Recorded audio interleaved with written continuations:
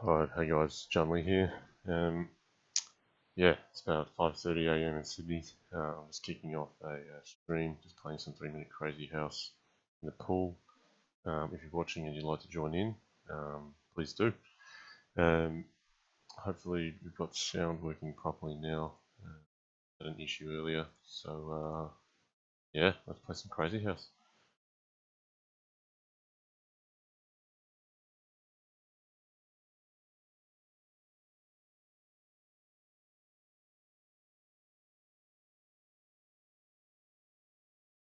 So yeah, while I'm waiting for an opponent, probably let the viewers know, I'll be scheduling a stream in about 24 hours.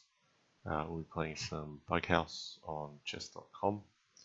We've got some strong players lined up, so I'm going to be partnering with Chicken Crossroads. You may know Chicken Crossroad from the Crazyhouse Championship event that was on a few weeks ago. We tied for equal first, so I'll be partnering up with him. He's one of the strongest Bughouse players in the world. We'll be taking on formidable opponents, Ecarf and Caspi Wins. So you may not have heard of those names before, but they're definitely some big Bughouse names. They actually won the Berlin Bughouse event in 2016. So yeah, that's something to look forward to. But yeah, I'll shift to commentary on this match. This opening I've played 4 nights game, early d4, pin on b4. I've allowed an early trade on d8 with the queens.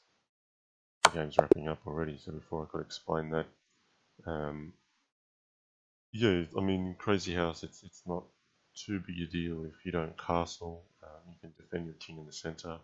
That's not to say that castling is bad. You can you can also castle if you like. There's definitely benefits there. Alright, I've got a 1300 opponent here. Yeah, I'm just going to keep seeking a new 3-minute match, I think, and then whoever comes along is welcome to play. So I hope you've all had a good New Year's celebration. Now into the first week of January, so getting settled in.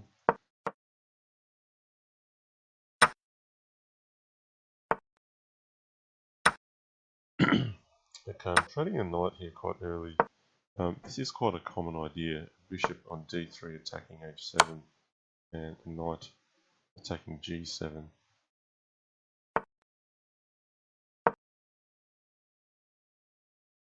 And the idea is that the rook can't defend with rook g8 because the bishop can take h7. There are other defences like knight at e6, which are met with pawn at f5. So this is quite a common idea, knight at h5. Sometimes it forces the bishop back to f8. But you basically make a hole in black's position quite early. Now, if there was to be a capture on either d3 or f3, I would still just proceed with pawn at g7.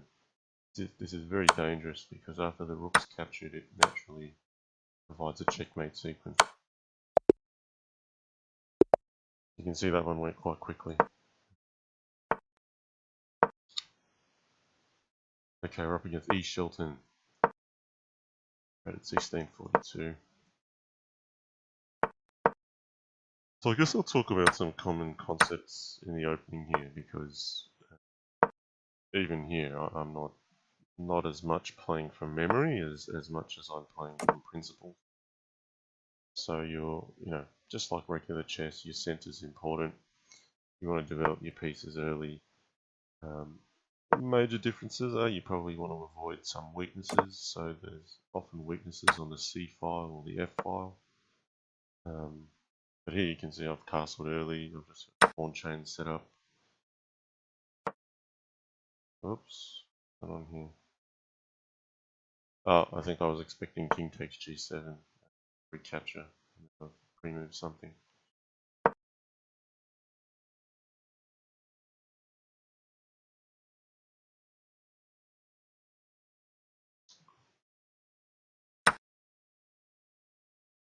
Alright, now I could take this, We do need to be careful. I want to make sure I can undermine this pawn at the end of all the trades.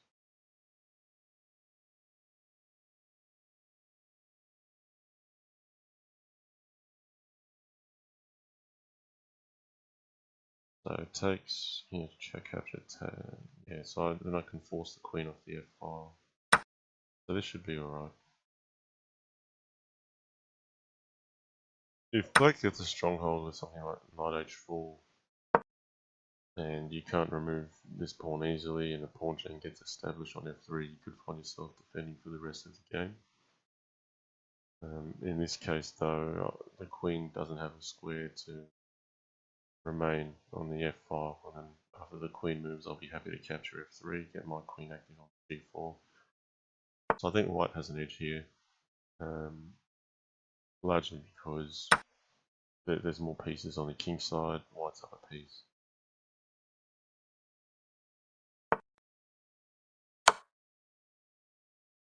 So now you start thinking about mating ideas where you capture this and then play knight at h6, knight at f6.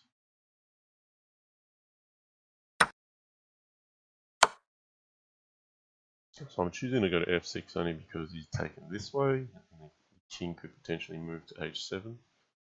If you play knight at h6, you're still going to be doing well here, but the king can move up to h7. It's just a bit cleaner. So the king coming up, the other knight can come to h5, defend this knight, king h8, then pawn at g7, queen at h7. Shelton says he did better than I did in your simul. Good game. Thanks, Shelton.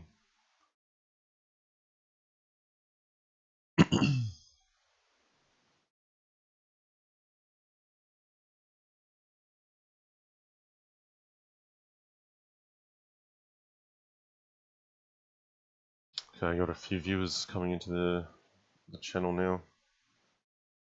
How's your new year been?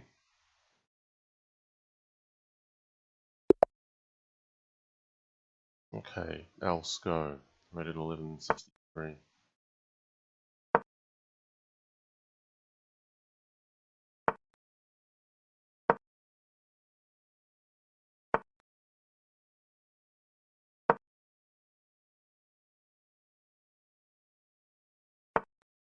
So already here, this is a new looking opening to me.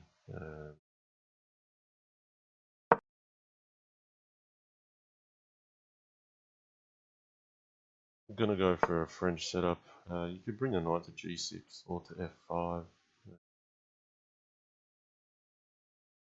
I'll bring it to f5 in this case.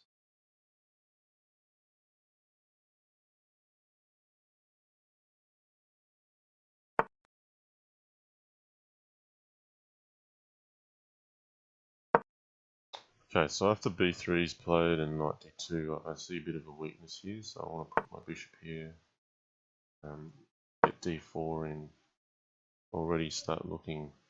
So I've got a few pieces here coordinated on dark squares, claiming a little bit of territory. Now in chess, maybe this might be more solid for white, but these weaknesses are critical in Crazyhouse. So, you know, I'm looking at even sacking on e5. Might get a pawn for e3 or c3. And you don't even have to sack. I mean, you could play queen d5, which is also quite reasonable. Okay, Samuel Horpt 3's in the channel. He said, hi Justin. G'day Samuel, hope you're doing well.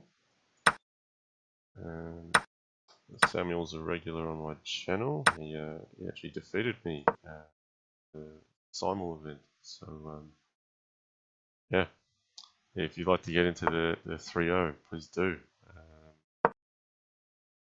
So here's where I haven't actually sacrificed anything, but the pieces have cycled around and already we're capturing a piece here. The dark squares will still remain weak. It's now already getting very decisive. I can win the queen here.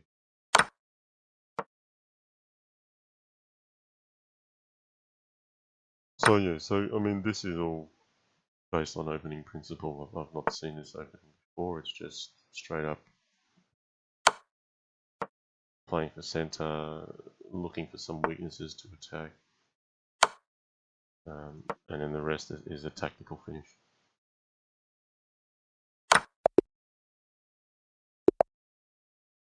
Okay.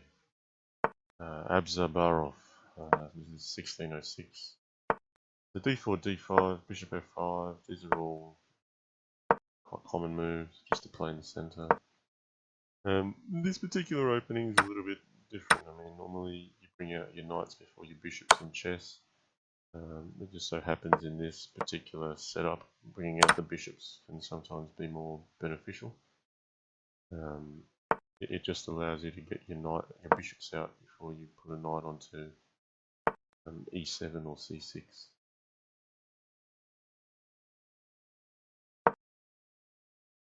Okay, so against knight b7, knight at b7. I mean, this is a little bit, I think, overextending, putting this knight out early.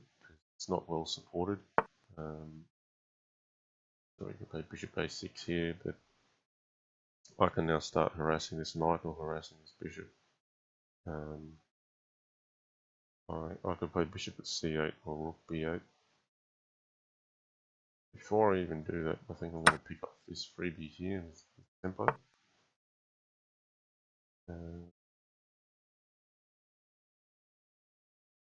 And bishop at d3. So I'm quite happy to just stop him castling as well. So this serves two purposes. It's attacking this bishop on a6, which he's missed, but it's also preventing the king from castling. Yeah, the rook looks useful.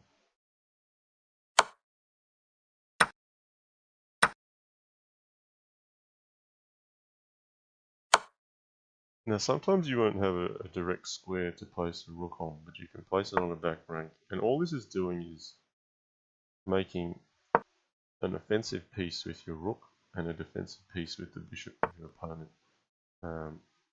He's also missed this bishop on a6 again. This bishop is pretty devastating anyway. I think white should have maybe blocked on d1 to avoid being in the firing line of this diagonal. But, I'm just going to stop white from castling. Just keep that king in the center. And then now really open up d3. I've got the queen in hand.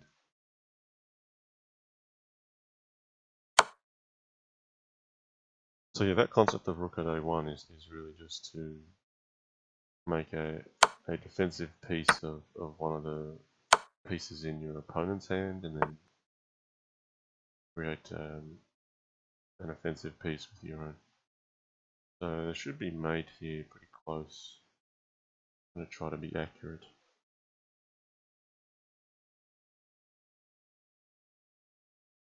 Queen at d3 is reasonable. If king e1, knight at c2 mates, he'll have to play king c1. But my king's in no immediate danger, so I don't have to win this with check. I'll play pawn at c2, which is threatening the rook. It's also threatening knight at e2, knight takes, queen d1. So knight at e2 mates here. If he takes with the knight, then I win by taking the rook. So if he takes with the rook, then I take the rook here, knight takes b1, and rook at d1 defend. So either capture wins.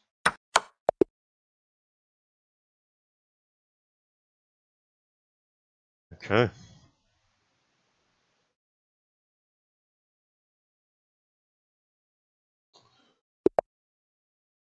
We've got Maestro Chocho, 1536. So while I play, I'm also an announcement. Tomorrow morning, it's going to be about 23 hours. We'll be hosting a Bughouse stream on chess.com. We've got some very strong players. I'll be partnering up with Chicken Crossroads, so you may know his name. He won the Crazyhouse Championship together with me a few weeks ago. Chess.com Crazyhouse Championship, so we'll be partnering up as a team. We'll be taking on Ecarf and Caspi Wins, who are also very strong Bughouse players. They've both played for years on Fix. They also partnered up to win the Bughouse Championship in Berlin. That happened June 2016, not that long ago. I think they won against a strong Polish team, Ryzax and Kaibo playing in the final. Yeah, that's something to look forward to tomorrow. Here I've just chosen Queen at C7. It's just a tactic, forking the bishop and the rook, which hasn't actually amounted to anything, so that's a shame, because now my queen is misplaced. It's a bit absent-minded. So okay, well, we'll hit the rook with some natural development. Now if bishop at b8, then the bishop's hanging here, because it's no longer defended by the rook. Otherwise it was a neat trap. So now this will get very decisive. If the king moves back, moving the bishop will mate. If king d6, yeah, well, queen b8 nearly works. Feels like there's a forced mate here. If I can't find it, d4 is going to be very strong. Or we can just take b7.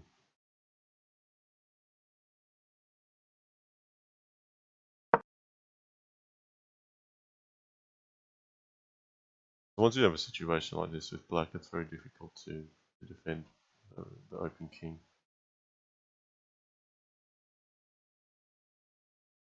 So I'm predicting something like rook f5, knight e4 check, king d5, c4 check, king takes e4, then bishop d3 or queen d3 will finish. There you go. So, a rematch has been requested.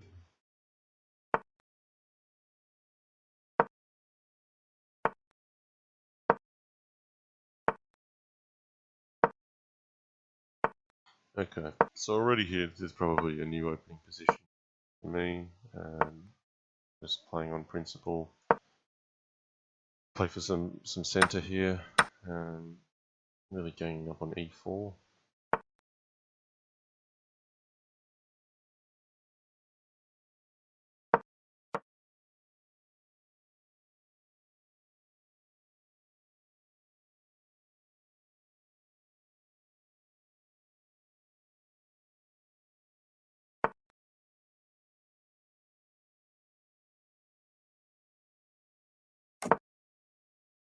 Castles is just to get out of the way of this this diagonal, which could amount to something in future.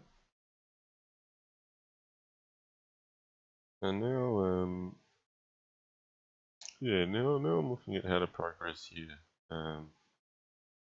Certainly the asset for me is this diagonal here, but white also has a claim in the center.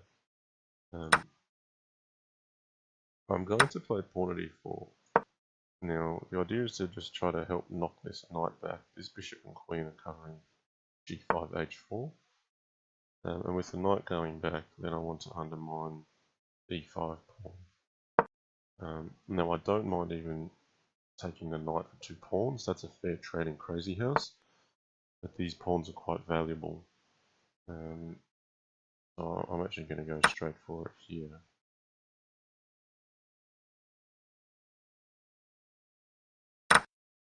And now he can recapture this, which weakens e4. So I'm going to play pawn at d3. Now I'm basically trying to undermine his center but keep mine quite alive. So bishop d5 is an option. Let's go get some material back though with pawn at d3 move we've set up.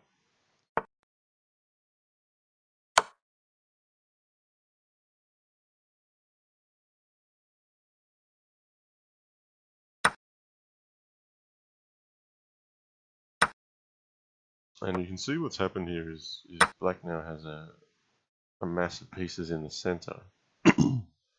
Don't worry too much about the material at this point. It's all going to be, well, I suppose what's more critical is where the initiative lies at this stage. I'm just having a look here at some options, maybe like a rook at e2 is aggressive. The knight will come here, but I think this will be more beneficial. If the knight takes e2, happy to recapture. Basically then white's only aggressive piece will have to be swapped off. And then black continues with the attack here. So you can see, if you counted up the pieces, black is actually down a rook for a pawn. But this is just an overwhelming attack. You know, knight at h3, pawn at g2, you mean it's nearly like a rook sacrifice for a massive attack. Sure, white's got pieces on the side, but white can't bring them all on the board at once. So it's very difficult for white to defend from here. But yeah, for players who are new to Crazyhouse, this is probably one of the tougher things to adjust to.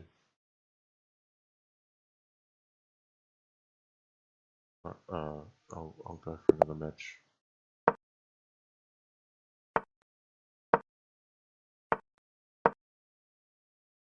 So yeah, certainly glad to see in 2017 Crazyhouse coming to a lot more sites. Sleepy Mario says, very nice game. Thanks for joining, Sleepy Mario.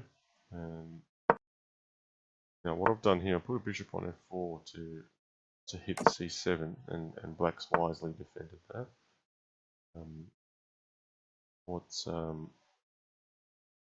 The issue though is now that black's a little bit passive. White has a pawn in hand, black does not. So that gives white a little bit more flexibility. I'm going to demonstrate what that is. It's a bit of a weakness here, which I'm going to try to exploit immediately.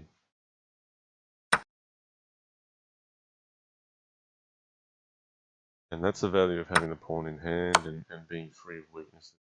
Is a small advantage to begin with.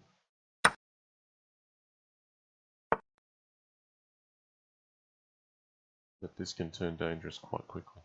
So queen trades could come off here. I don't yet see a clear mate with pawn at g6, king g6, because I can't play knight at h4. So I'm looking here to be resourceful. How we can position. If he had traded queens, then I would have pawn at g6 check and rook takes d1. If he played knight at e2 check, king h1, knight takes f4, there'd be a queen at f7 mate waiting. So this is a good move because it actually is covering an important square. Black needs to defend. So I've got queen h5, but then g6, push me back. So I'm not seeing a clear win straight away, a knockout blow if you like. Can trade the queens.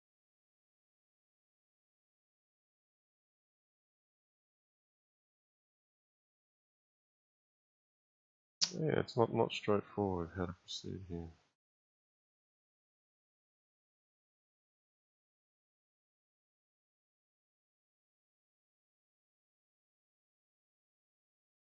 Now we've also got to be careful. Black can generate an attack quickly as well, so if you can't make good ground out of queen trade, then things can turn quite quickly.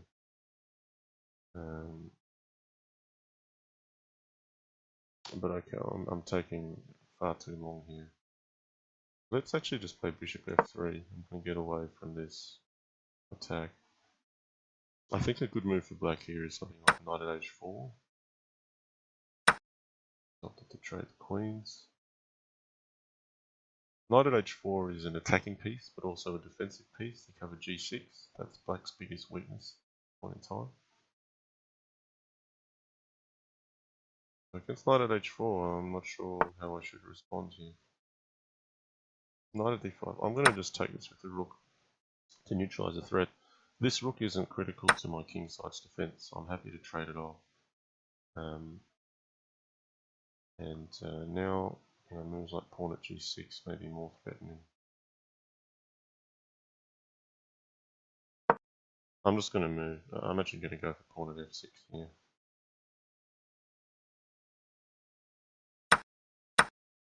This just opens up some dark square weaknesses. Now with the check, he has to take it or else queen at f7 is going to be too dangerous. But now I've got some dark square weaknesses and light square weaknesses to come in on. It's always easier to attack with both colours being weaker.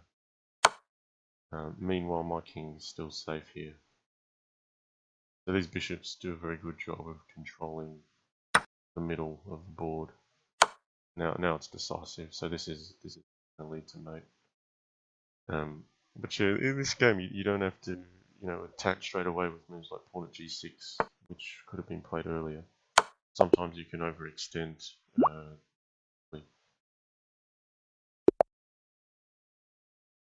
So yeah, I hope these games are instructive. I mean, I'm not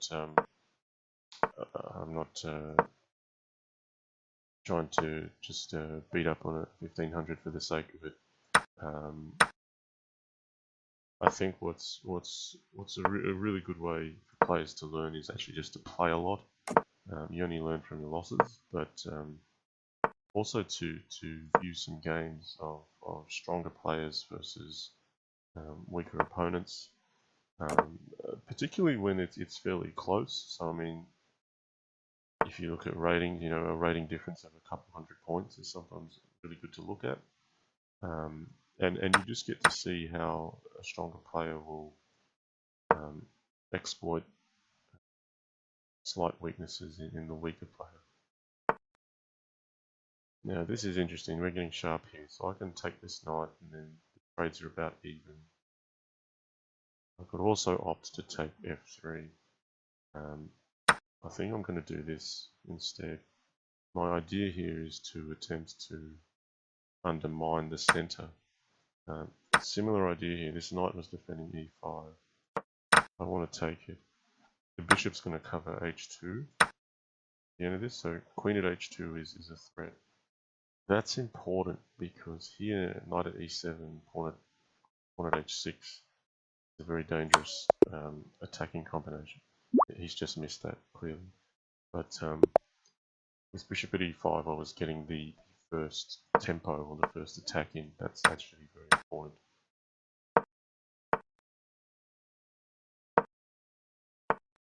R3MB says, I don't think the 1500 minds that much.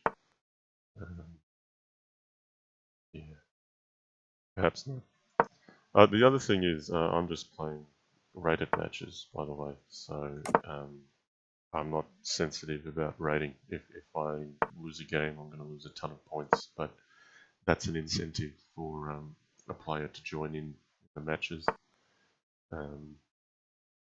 A rating is only as good as how you perform and how you play. So if you start selecting opponents or you choose your matches, all of that, then you're influencing your rating in other ways. So I'm not a big person on rating. I actually think one of the best ways to improve is to forget about your rating altogether. And the reason for that is I often see players that are performing quite well. They're actually breaking some new ground, and that's when you should be playing more because you're growing your game, you're improving. And what the rating does is it lets them know that you've achieved a point you've never achieved before. This is your best rating you've ever achieved.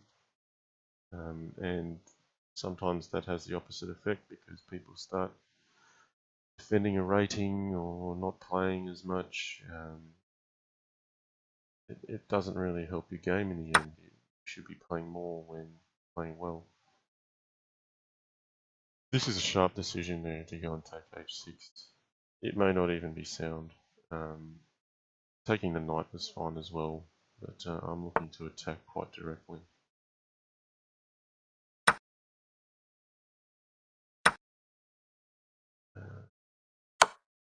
So I was looking to get there. So R3MB says playing much stronger players is a blast in my experience. Is right, that's the consensus among every strong player I've ever spoken to with regard to rating. Thanks for your comments. So I think R3MB is just letting me know that he agrees that ratings not something critical to look at if you want to improve.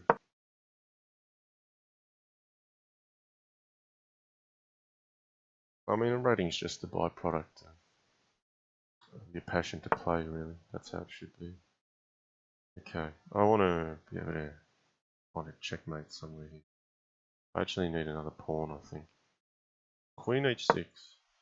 This starts controlling some important squares around here, but I can obviously just get kicked away with pawn at g7 or bishop at g7.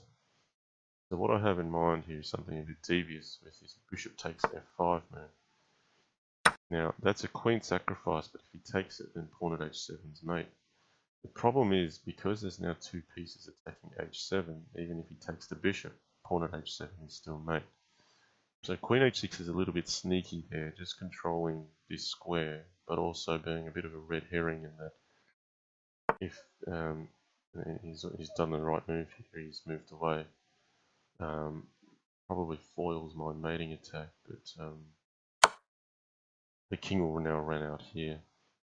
This is still good for white, of course. I mean, I'm not losing the queen. Bishop at d6 will be very powerful as well. So let's see if that's the most accurate way of finishing. Could have also put the bishop on this diagonal, g5 or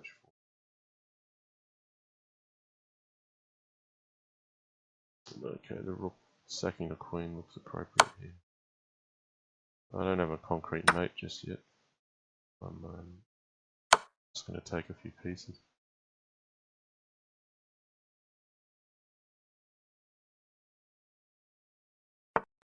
Alright, how do we get in here?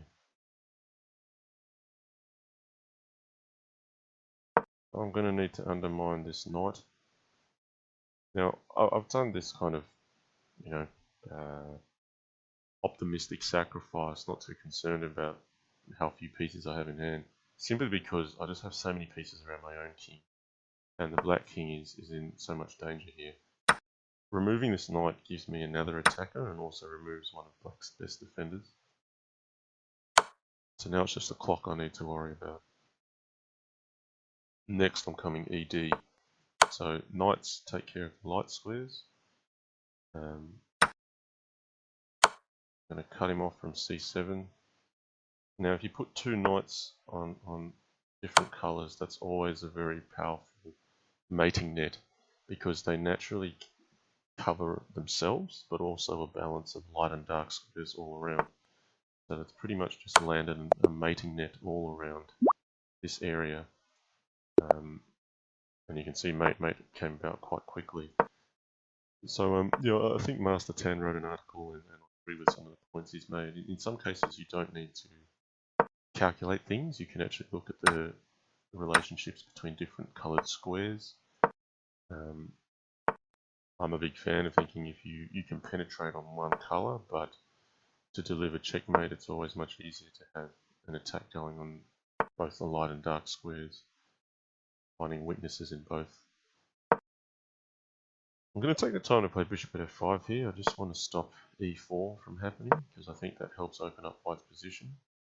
I much prefer that white has the pawn on e3, which prevents the knight from d2 coming out, which prevents the bishop from coming out, which prevents the rook from coming out. So bishop at f5 is a move I'll just invest some time in to prevent white from unraveling his own pieces. This rook I'm going to leave on h5, because I have an idea to double the rooks or put a queen on h8. Unfortunately now I've left this e4 push open, so I am going to have to be more direct on the king side. Okay, let's get pawn on h3 in.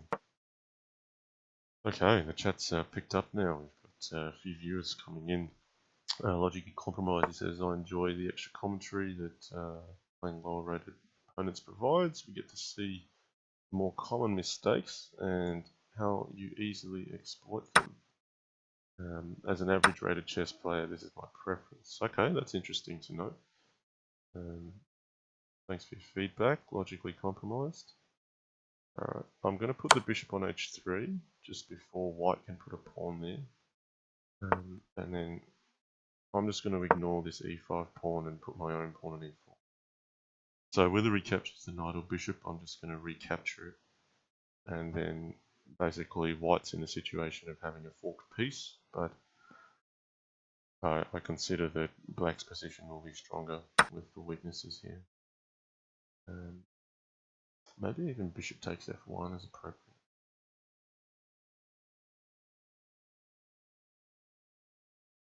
Yeah, it's probably more appropriate last move, but yeah, white can't go and take this pawn. Rook at h1 is now a mate threat.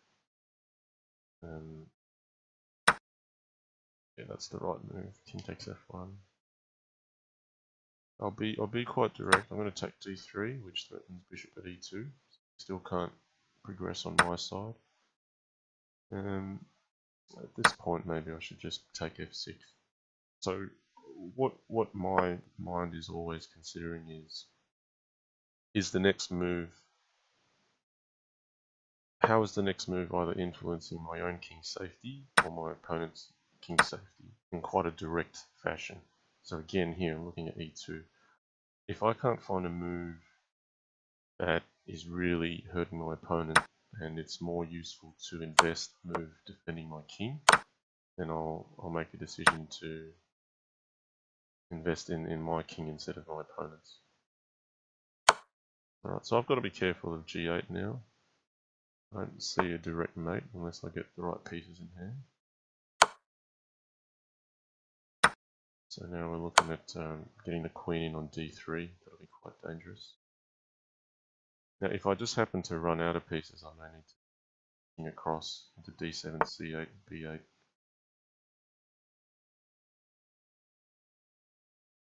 Queen at d3 is most appropriate. I'm not even looking too deep here. I'm figuring when the king goes back, I'll have a resource with rook h1. And if he blocks with a bishop, then I'll have another piece to check with.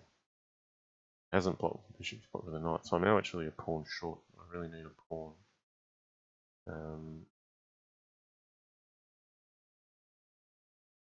I don't see a direct mate, so I'll play king d7. Ooh, but then I'm losing my queen. Got myself some problems here. Maybe king e7 is better.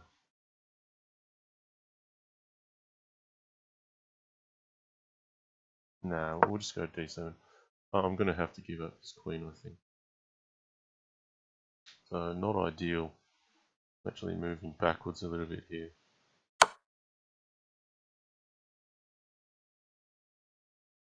C6. I've just got to watch the time now. So I think, yeah, white's probably a little bit better here, in fact. I've made a bit of a mess of this. So objectively, I think white is better here. You should take the queen, and it's not an easy defense from there.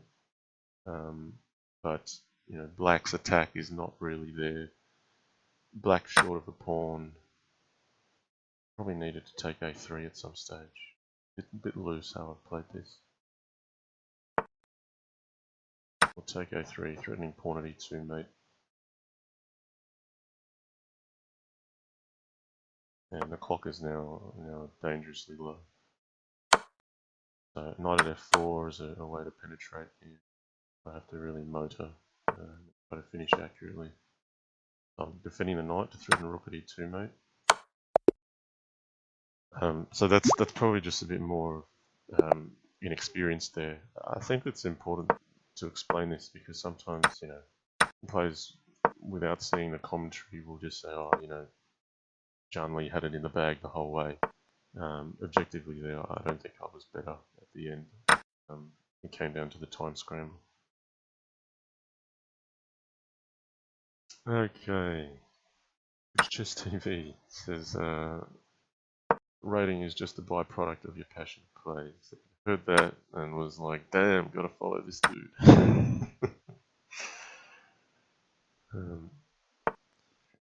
Alright, yeah, I've picked up a queen here quite early.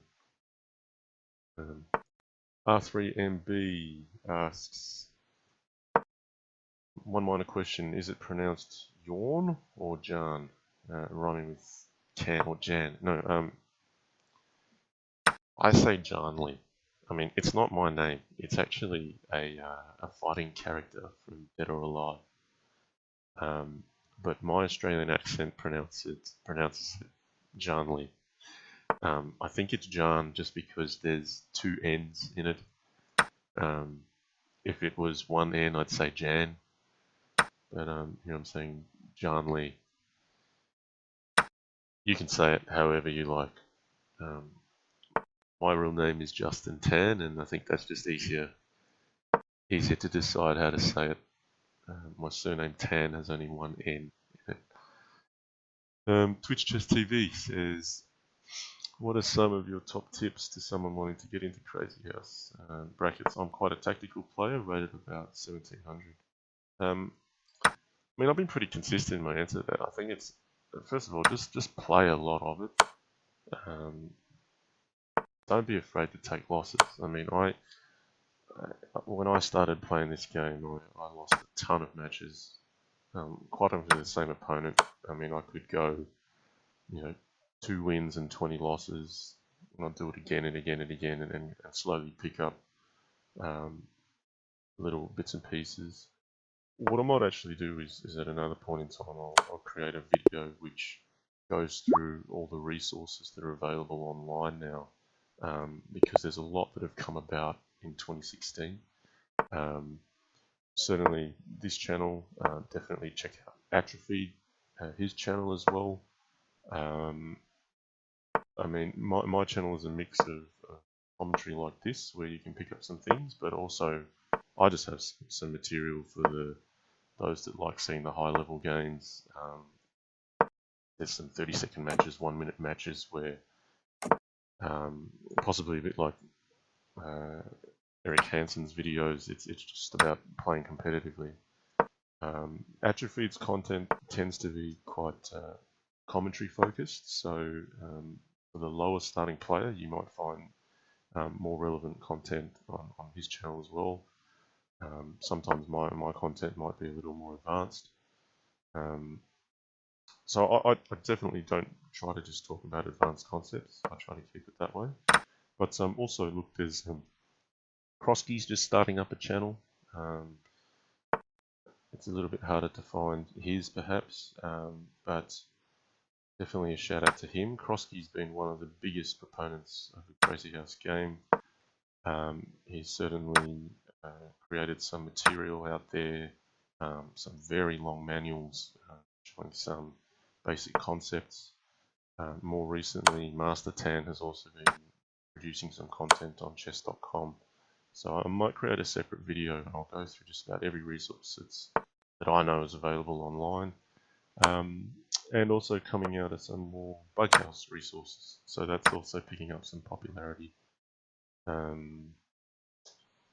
Okay, let's try to wrap this game up though. I see he made in another 3 moves. So King E3 force, Queen F4, King E2, and this Queen at F2, King D1, Pawn at C2. When you're chasing a king, the way you look at it is, how do I check the king but prevent it from running to its safe square? So B1 would be a safe square here. I'm just using the queens to shepherd the king. Okay.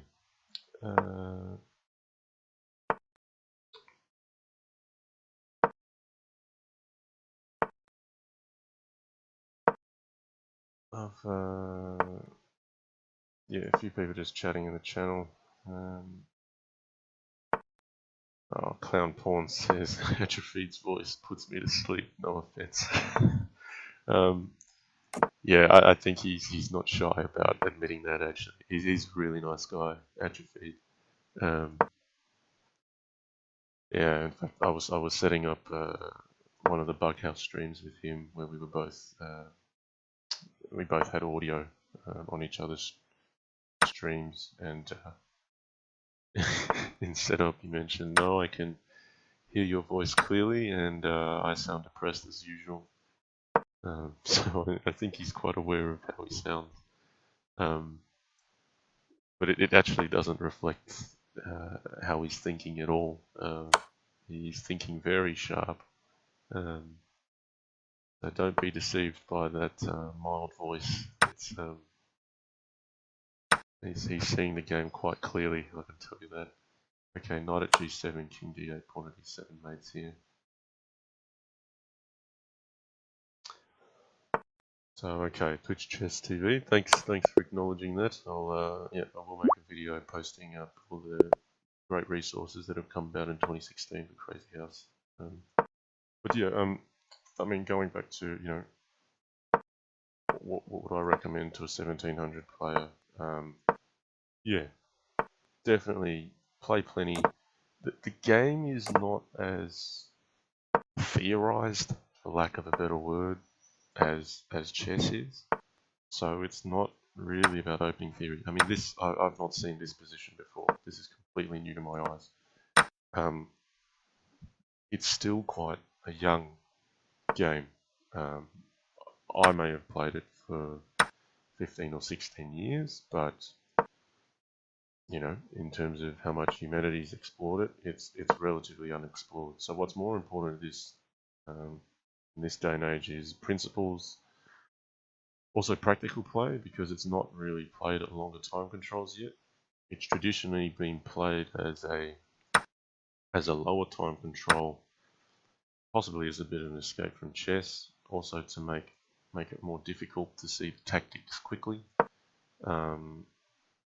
People are saying, why don't we play it at longer time controls? There's nothing preventing that, actually. But it's just traditionally been played at a shorter time control because it's more exciting to play that way. Some people have picked it up after playing Bughouse, so in a sense, it's a way to train some of your Bughouse skills with putting pieces on the board when you can't find 4 players. And in Bughouse, time is a very important factor, so you want to train at fast time controls.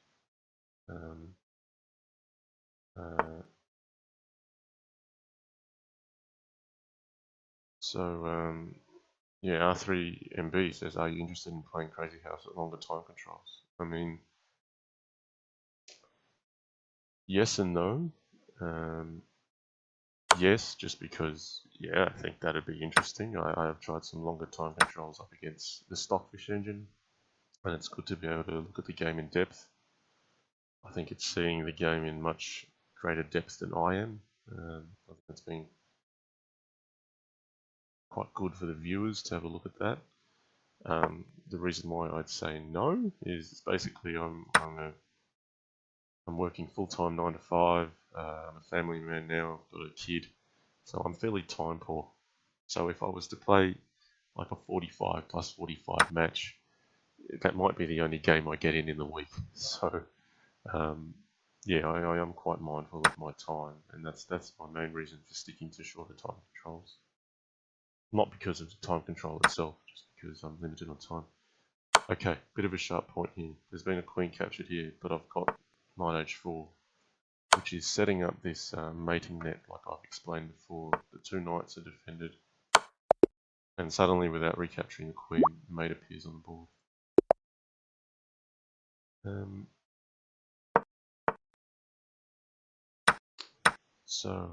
Twitch Chess TV.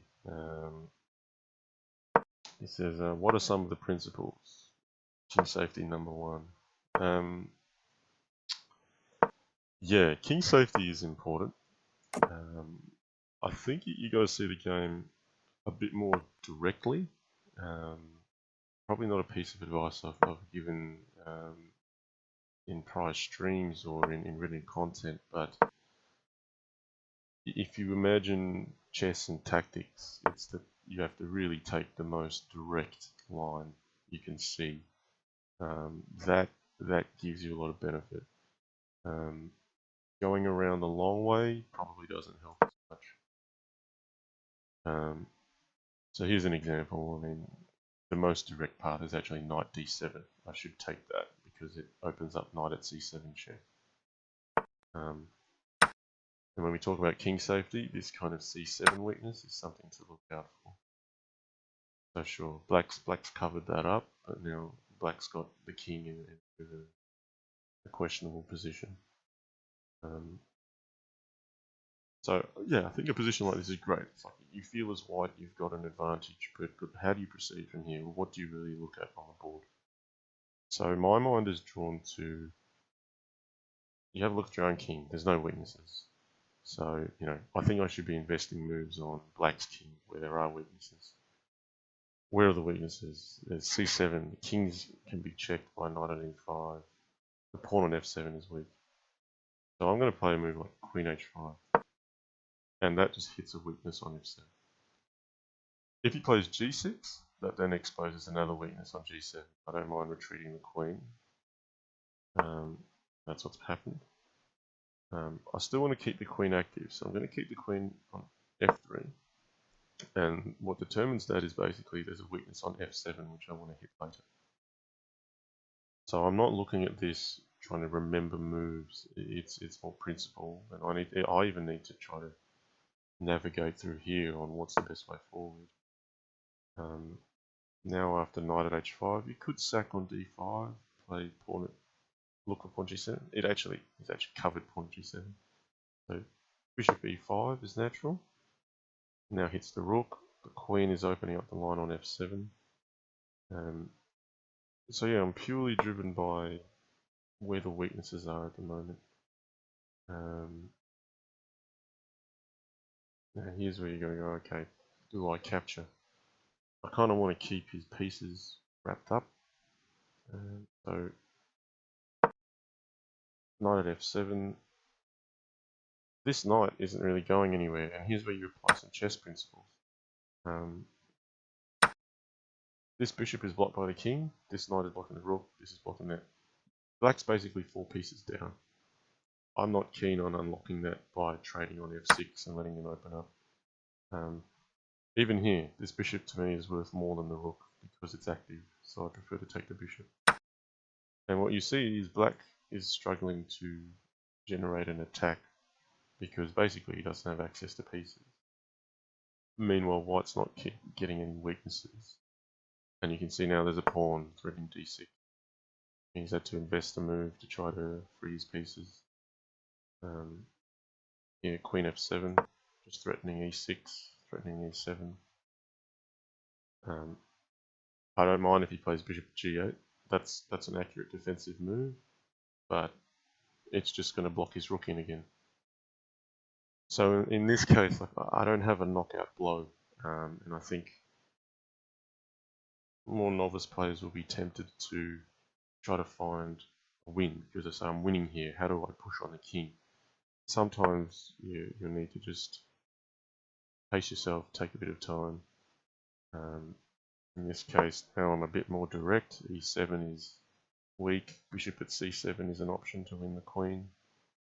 But you can see here I haven't really blown up my opponent. I've actually had to seek out some weaknesses.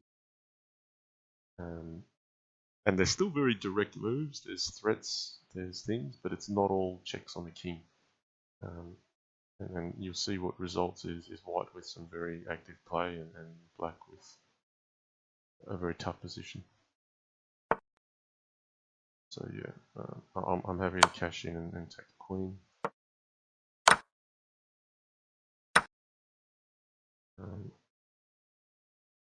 Yeah, we can flush the king out, and then once the king's on b6, we can find some more material to find mate. The knight a4 check will force the king to a5, and then still, I don't have mate here, so I have to admit here, okay, I'm going to grab another knight for b3. That'll force the king to a4, and then queen a3 is not going to be mate, so I've actually miscalculated that. I better take this bishop first. Well, I can put this on. All means our bishop and knight are stopping the king from going back. There's still no direct checks here.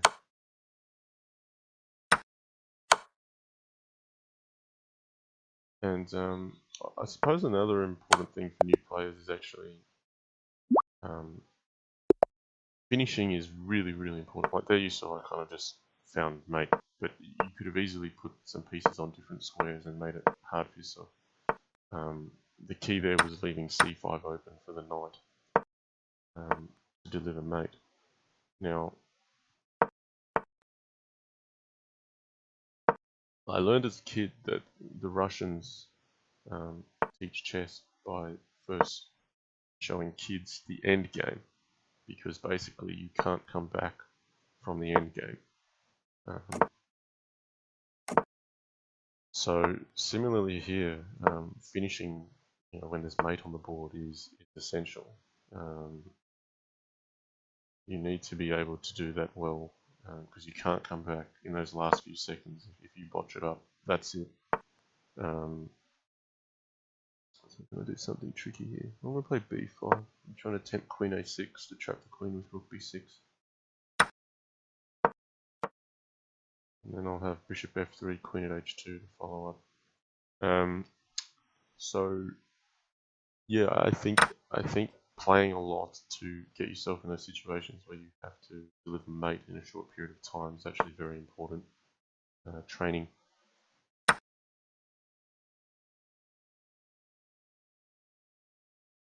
And so even doing the tactics training, like on chess.com, tactics is key to this. So yeah, there's some general pointers. You can read a little, but I think practice and play is really critical.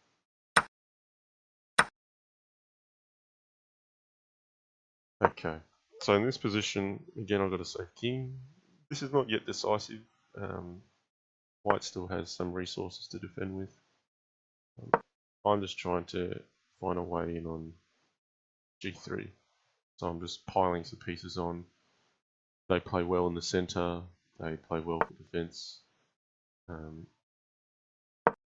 at h4. Now threatening if takes pawn at g3. Can't play queen at h2 because knight takes h2 would defend against that. So okay, it's coming on here. So here's a move which I think is on the queen side. Sure, it captures a pawn, but this knight might have been useful on e2. So I'm just making sure I don't allow this knight to be a useful piece by capturing on g3. And this way I'm winning the battle for g3. Now, bishop at h4 to prevent the king from moving back to f2. Knight e4 check, preventing the king from going back to g3. And then with the queen in hand, this is very hard to stop. So rather than just checking the king any old how, this mating technique is really to prevent the king from running, to the queen side where it would be much safer.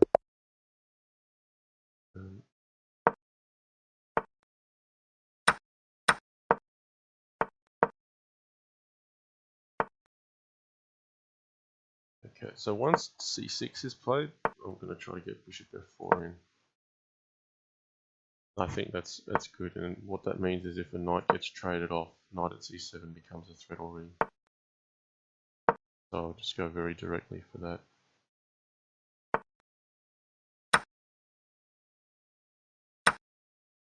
Now again, he's got his king on d7. So yeah, here I can't see a way to blow up the king. I'm going to play bishop d3. I'm looking at a weakness here on g6. There's weaknesses here. So there's a few roads in. Now knight at e5 is more attractive. Because the g6 pawn can support with the bishop coming in after it. This is just a blunder on tactics, and then I've got a fork to win the piece. But you can see how avoiding weaknesses at the start with C and F file type things, they're not the end of the world, but it can make your life a lot easier, not having those as burdens.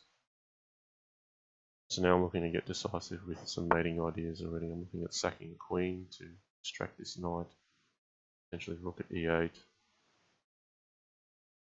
I don't see the mate yet because knight at e5 allows king c7. So let's play knight f7 first. Now again, queen h5, knight takes, knight at g8. Oh, I probably have a mate somewhere else here. Put the pawn on.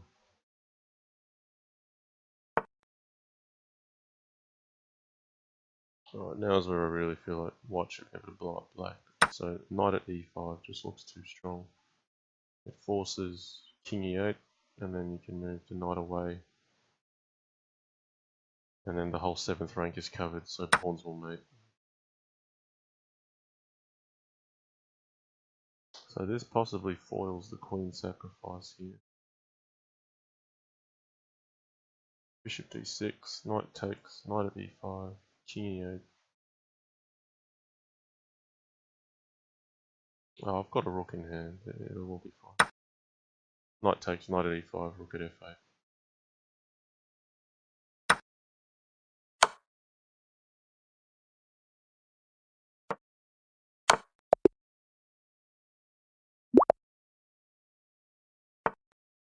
Okay, d4. Let's play a different opening. I'm going to be in shadow. Well, maybe not. Not against bishop g5. And so here's a new opening position for me, and I think this is fine for white and black. From here, we just got to play. So here's how I approach this situation. I'm going to try to put pieces in the center. I think that e4 is a valuable square. I'll invest time into that. I will fianchetto shadow in the end, just because this pawn is pinned. I'll try to get this bishop out to g7. Still cover center. Still on the king side. Natural moves. Now, yeah, maybe h6 is wise here. Just because bishop e4, de, knight g5 is natural, so I'm preventing that. Then from here, I could progress with knight c6 or knight d7. I'm going to go to d7 because I might want to push up c5. I'll prepare it with rook c8, maybe. No, let's go c5 straight away. I might lose my opportunity to play c5 if he gets to play b4. Now this knight nicely supports e4 as well.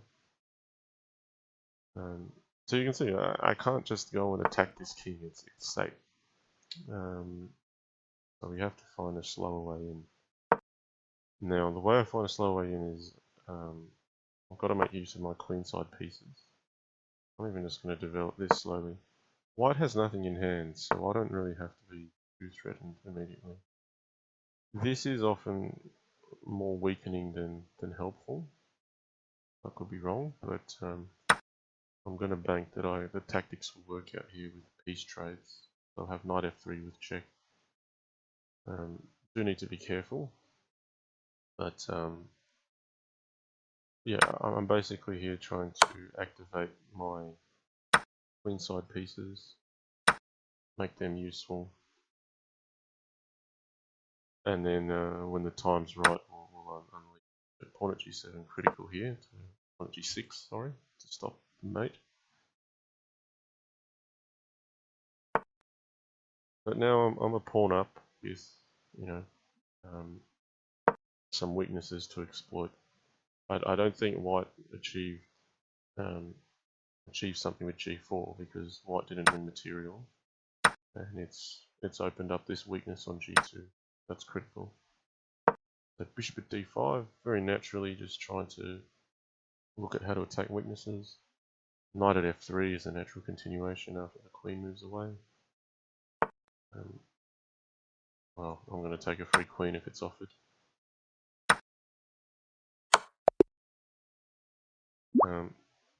So yeah, I mean, you can see that I wasn't trying to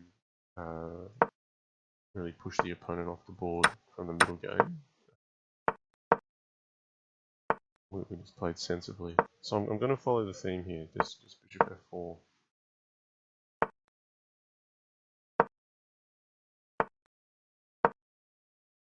Look for a knight trade, make life hard on c7. So I expect my opponent to pick up on it. He has now, which is good.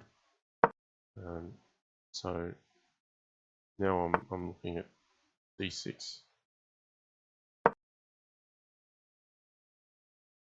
So you can see how that burden of that c7 weakness actually creates problems elsewhere in other places of position. Now, if you're white and you don't play direct moves to exploit this c7 weakness, then black's just getting away with it in the opening. So against another player, maybe this isn't such an issue. But okay, there's some tactics here now. DE, you can't capture with the knight because the queen is on, so I end up picking up a pawn. But with that, I pick up some development as well. Center. There's no checks on my king. So again, it's there's some dark square weaknesses here, where if the black king gets stranded in the center, it's going to be quite difficult to defend. So let's get direct here. I'm going to ignore this bishop that's hanging. Pawn at e7, threatens d8. So this is what I'm talking about being direct. Bishop at d6, pretty solid. And then if you want to be precise, maybe use the pawn. A number of moves should win here. We'll use the bishop. The king can't run backwards, its mate. King has to run upwards. So then you can just shepherd the king.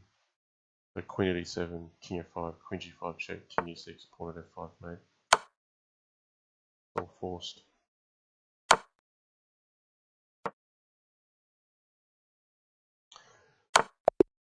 Okay. Sleepy Mario says, I understand that there is material out there these days, but could you briefly comment on how to reply to 1e4 as black? A long time ago I used to play e6, d5, knight c6, and more often than not ended up in big, we all know what. Yeah, I mean, that's a big question. So let's not underestimate what that question really means. I mean, the question is, what do you do against 1e4 as black? I'll say that the advantage for white in Crazyhouse is probably more substantial than it is in chess because of its direct nature. And 1e4 tends to open up some very open games. There is more opening knowledge being developed on it as people are playing the game more frequently. So my answer to that question is actually, yeah, there's a number of openings, but I think we're actually having to know a few opening traps to avoid. I mean, I've employed e4, e5 for a long time. You actually need to understand that quite well to play it, I think. Here I'm playing bishop d3 as a pin with rook at e1 to finish if he takes. Yeah, I mean, I don't think d5 is a bad try, but this c6 is also not so bad. Let's see, my opponent's adapting here potentially. Yeah, I play a lot of e5 against e4. Played some French, played some perk setup. Yeah, I guess another thing is I think people focus a lot on the opening, and there's a lot more to be learnt from understanding the principles. Like here, it's not that the opening is necessarily bad, it's the fact that this c7 weakness keeps appearing and it doesn't get addressed. So my opponent here is finding different ways to avoid this c7 becoming a problem. But you'll see what results is an issue when one plays or another. Now this queen looks like it's getting trapped. I'll just take c6. This is a tactic here. I've got a discovered attack on the bishop, but I'm attacking the queen. Now this b4 move is actually a trap because the bishop can't take it anymore. But this is not because it's bad to bring the queen out to a5. There's some people that play this quite well. Yeah, a bit of a roundabout answer I've given there, I think. It's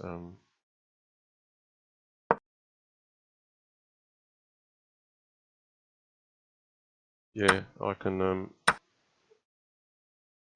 try to show some stuff against e4. my opponent's playing a different move, so maybe I'll mix it up. I've played 16 matches first. I'll switch it up. We're seeing the same openings recur, the same sort of ideas occur. I mean, you'll see C7 gets exploited in different ways, but it's all the same theme really. Now we've got dark square weaknesses. I'm just content to hold on to them. Knight A4, knight C5, even knight C5 directly. You can see mate already. Finish with queen B5 check. I'll show you what I see. So takes, queen of D6. Knight A4. Oh, it finishes in B4. I thought this knight wasn't defended. Thought I had to play queen C6, queen B5.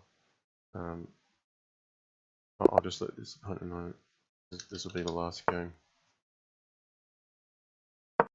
And then I'll try to find a new opponent.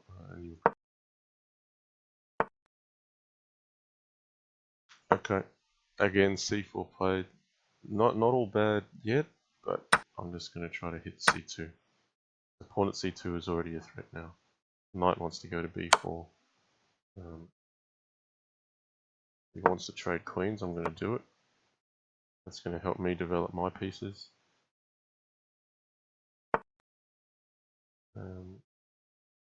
B3 played, so he's coming from B7. I'm going to allow that. Because I'll get rook B8.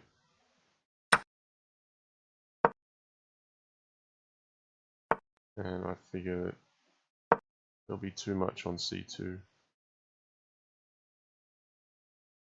So you can see White spent all his time moving one piece. This is pretty much chess principles in action. One piece has come out. Black has mobility of multiple pieces. I haven't even placed a piece yet. So this is just simple chess.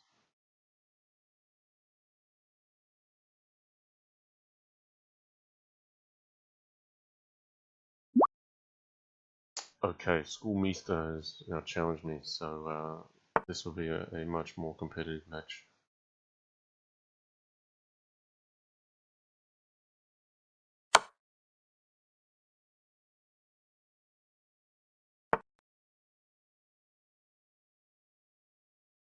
So we'll wrap up this one.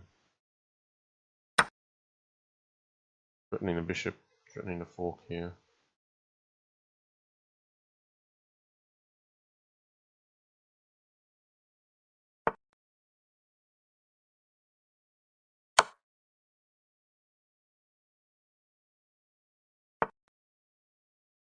So just being economical with pieces, taking White's useful piece, making a queen over here.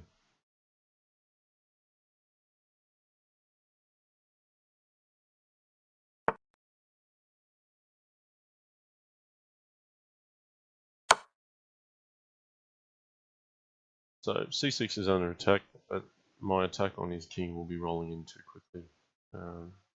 Knight at c2 is just to block the defense on c1. Queen e3 is coming. Queen e1 may be even more accurate. Queen e3. This should be mate in 1. King g3 is bishop at f2, and then king f1, pawn at e2. So we'll switch gears. We'll take on Schoolmeister, better known as Opperwesen. So this will be a tough match. Okay, b3. I'm going to play in the center.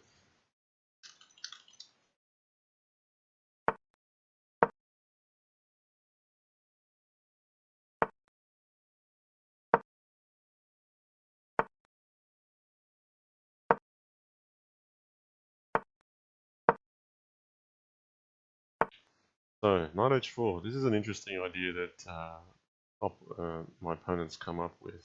And it's really to try to exploit these light square weaknesses, which isn't so easy to address. I mean, my preferred play has been bishop e6, king d7 here. This is kind of set opening knowledge, if you like. And you know, I'm not exactly clear on how play should proceed here.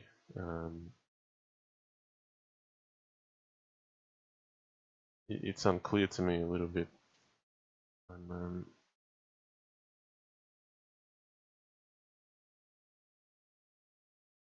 I'm going to hit this bishop on b5. Try to relieve some pressure here, but this can quickly turn bad for black because of these light square weaknesses. White has plenty of pieces looking at light squares.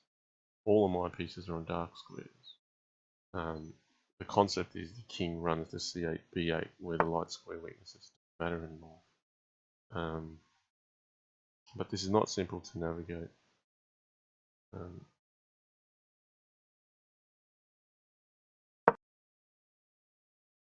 Having unpinned the knight, I want to put the knight in a useful spot where it's defending d5, c2, d3 are under attack. And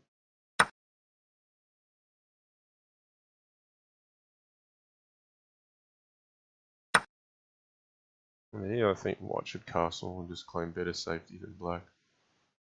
In which case I probably retreat my king to c8 to help it out a little bit.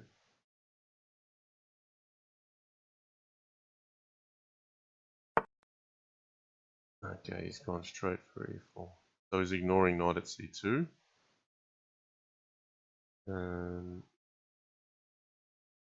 Which is also quite a reasonable play.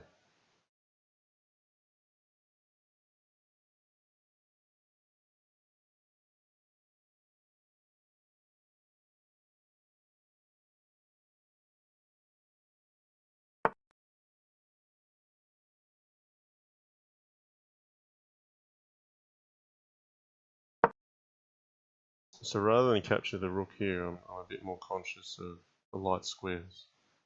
Losing the knight here will allow me to push on the light squares and potentially attack his king. But yeah, funny strategical balance this one. This is all very sharp. You know, he's decided not to take castling to be more direct. He's avoiding taking this knight directly to hold out. I'm not going to back off. I'm going to play on a light square. So here's where the game gets its name from. Crazyhouse. We're both pushing so hard. The problem with this bishop hanging out here is there's a neat bishop at g4 tactic that I have. And if I win that queen, it will really shift the balance. So that's something he needs to be mindful of.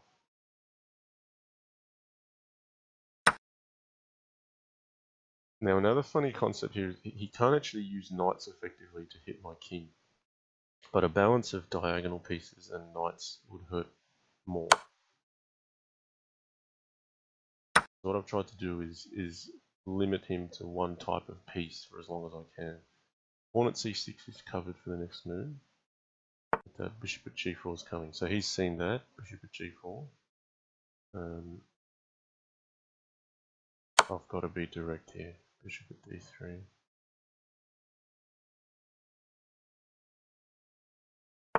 So now some critical decisions. The tactics are flowing hard and fast. I need to decide if I'm going to part with his bishop and grab his rook, or if I'm going to take here and play something like pawn at g6.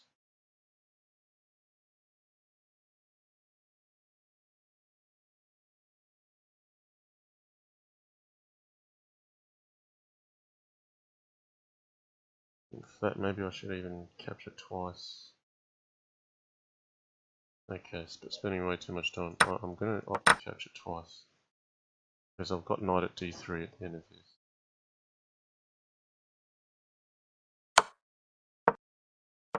He may sack. I don't think it's enough. He sacked this way. Don't have any checks on my king. Knight at c6 I have to look out for. Okay, it's coming down to time scramble. Do I have enough minerals or not? Yes, I do. So I've got a mate here. If he took on d3, then I'd have to play e4. you can see the difference in quality of match there, like how we're really playing for every move, every square, every piece. This is full on. So now my opponent's going to play d5, and you'll see that there are ways of playing this. So I'm not expecting c6 to be played. What he's done here is not block the queen out with d5. He's actually using the queen on this axis to begin with. And we should reach something that's a balanced position. Sometimes we'll both have queens in hand. Makes the game interesting.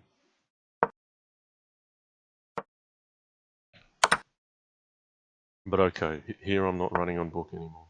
I'm operating on principle. So he's looking for a g2 weakness straight up. I'm going to try to fork his bishop and pawn. And so in this kind of match, I'm even looking to just grab a pawn. That would be some form of edge already. Okay, queen of g2 played.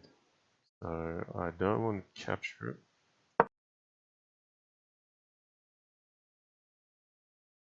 He gets to preserve his pawn. I'm going to develop this rook.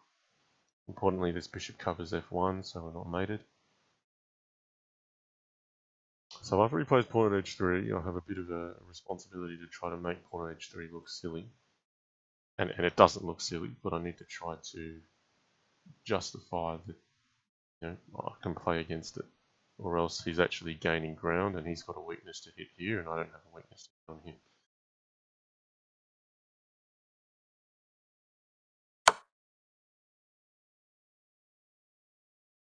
Okay, so I could play rook g1, then he'll play pawn g2. I'm going to defend with queen at g1.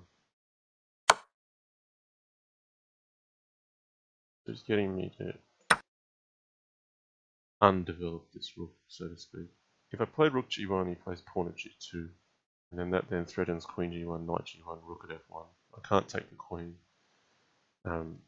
So that was important there to block with the queen, or else I'm giving away a vital temper.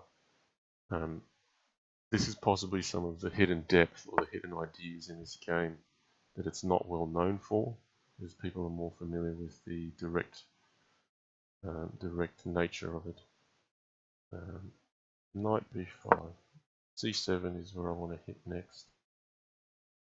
Could also play queen at g3. I'm kind of setting it up here.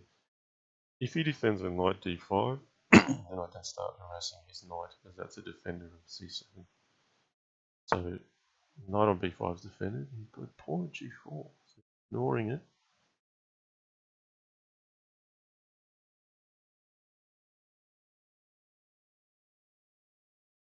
So here are the critical kinds of moves. I'm going to take this very small window of opportunity where his bishop is not defending g4 to place a pawn on e6. This is useful because, well, I'm now threatening mate in 1, knight c7. But to get this pawn stuck prevents this bishop from coming out. It also strands black on some light squares. So even without delivering a finishing blow here, there's some weaknesses that are unpleasant to address. This is a positional play. I mean, in chess you think of positional play in terms of bishop pair or double pawns or outside pawns. This is a positional play in Crazyhouse, and that it's actually creating a bit of an awkward position. Now playing to some tactics. I don't want to play queen at f7 because then his king can run. He's adequately covered on e6. This is hitting c7 again. He can't take this knight because of knight c7. Now, he may play something like pawn at f3 or pawn at d3 to be very direct. And time's ticking again. So I've got to determine what's the most direct move. I think it's this way. King d7, pawn at e6, king c8. Well, if he plays king d7, I'll take the rare opportunity of this line. not being defended, to just say, well, I've taken your only offensive play away from you, so what are you going to do? Alright, it's left mate in one hanging. Yeah, very, very strategical that game. I'm very happy with how I find moves like pawn at e6. This is really instructive. Okay, so 1e4. You're going to get to see how I play against this and some of the problems and sharpness we encounter against e4, e5. So this is a very standard e4, e5 play. And we're heading down a line where the position will open up. This is a very aggressive line from white, and my opinion here is to take it head on. Yeah, I actually am quite comfortable playing this with black against human opponents, and I'll tell you, I get smashed every time against stockfish because it's just so sharp. Black has some attacking opportunities on the light squares, but white also has some opportunities to get active. Now my knight nicely covers this pawn here, so I'm happy to start attacking.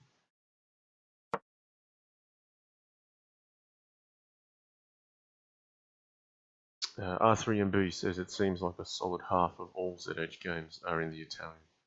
Yeah, there's a lot. I mean, it's just what's popular. There's other options, but you know, people copy what the top players are playing at the moment, and that's been popular for a long time amongst the top players.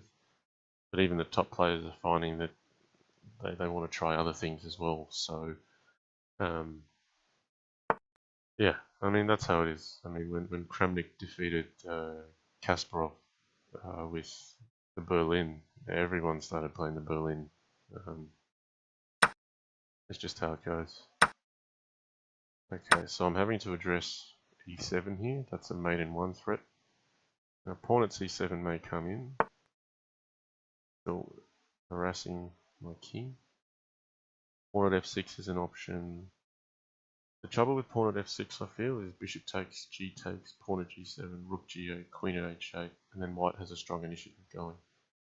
So I'm going to preempt, in fact, not defending on f6, but defending on e7. Quite a sharp point. If he captures on e7, I don't have to recapture that bishop, because the mate threat of queen at e7 will be liquidated. So I can then just go and harass him with hg. So again here, I need to assess if this is a real threat or if it's something I can just sidestep. I'm feeling like black has an edge here already.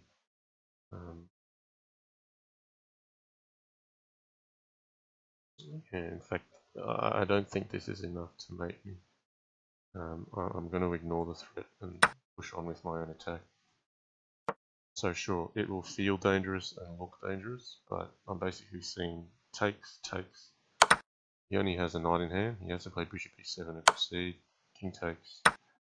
Queen at c7 is the only viable check because I've got my light squares covered where the knight could check.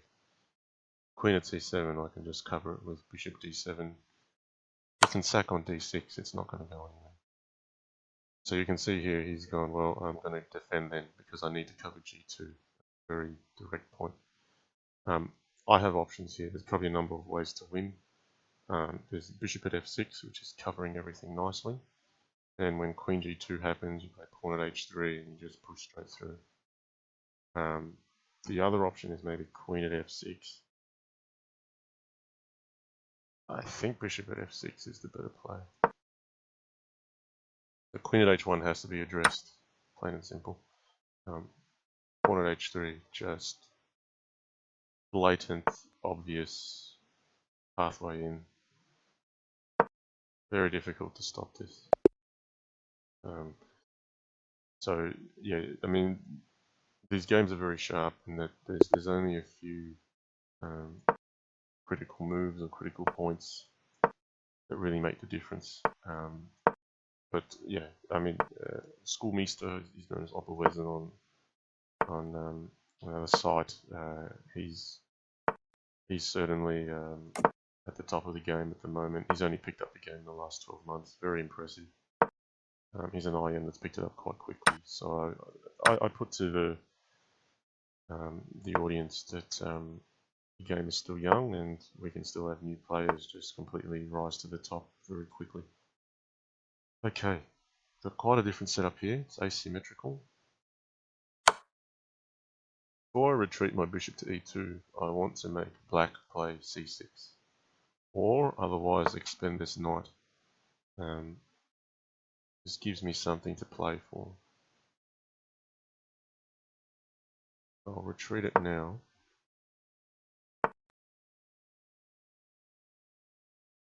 And wisely, black is trying to undermine the d6 grip I have. If he just played bishop e7, I could play knight at d6 and make some weaknesses on his king side. Here though, if I play knight d6, he takes, knight takes f4, takes, bishop at e3, king h1, bishop f4, and he's resolving his problems back at home. So, you know, I don't really, he's played c6 because I forced it, but I'm not actually able to exploit it. What I'm going to do is essentially shuffle this king across just to avoid the bishop at e3 fork, because then he would undermine my center and he'd start having an edge. No, he hasn't taken it straight away, so knight at d6 is still an option here. So I'm going to play it. Now he can take f4, but if queen d6, bishop at e5 forks the queen and this pawn, so I start getting some dark square weaknesses to hit.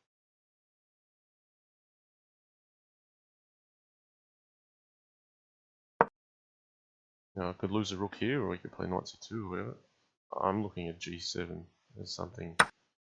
In fact, here I'm going to just be safe and take this knight first, so I don't have a bishop appearing on e3 or f2. That would be weakening my king. Here I've got a double attack still on c5 and 7. If he wants to play rook at e1 or rook at c1, I'm going to have to defend the bishop on f1 first. But I'm going to have residual threats like knight at c7, take here. So if you look at this, yes, black's up an exchange if you look at it in chess terms, but you know, I've got my queen on d4. It's quite threatening. Yeah, bishop at e2 is sensible, which is addressing f1.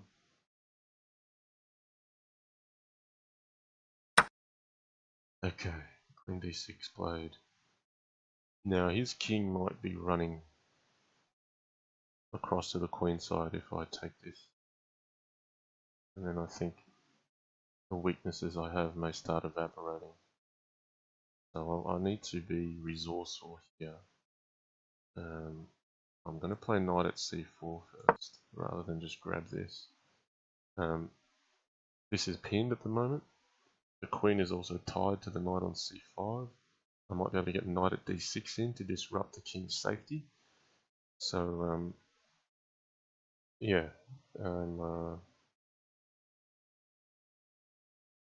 looking at that. Oh, I've got a partnership request. That could be interesting. I might.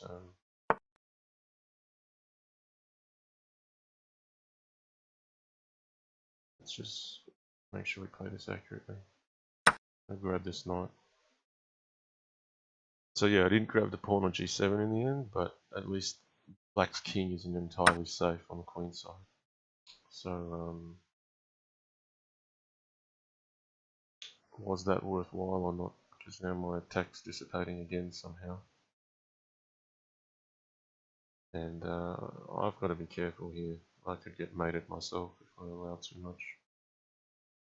Okay, I'm going to be very bold and allow this. Queen takes, knight at f2 check, king g1. And then a whole lot of checks open up. And without looking at everything, I'm saying knight h3. Oh, he's going this way.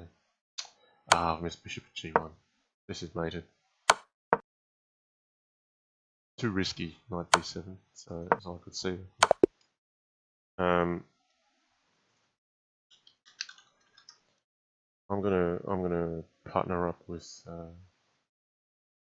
Suwan at Crazyhouse. We'll see if we can get some Bughouse going. So nice game from School Mister there, gotta say that. Uh, yeah, I don't think knight b7 was right, but even then he was defending well when it wasn't clear. Okay, we've got b4, so you'll see some really weird setups here. Here I'm trying to play against this diagonal. Maybe I shouldn't castle straight away. He might try h4. No. Okay, so I'm just looking to play simply here. I'm going to play pawn at a3. This bishop is often a thorn in the side for black. And I've got the opportunity to kick it back and potentially get something onto b2. So I'm basically trying to make white passive.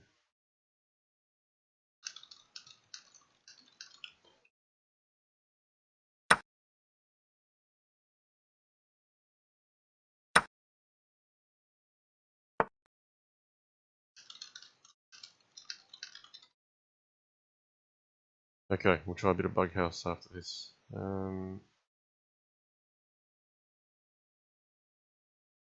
Maybe d8 is just a simple square. Or e5. No, d8. I'm just going to bring it back to where I'm not getting hit.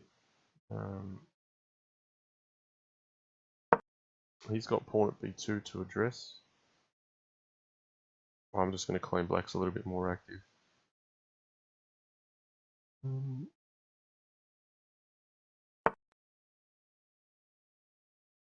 Okay, knight b5.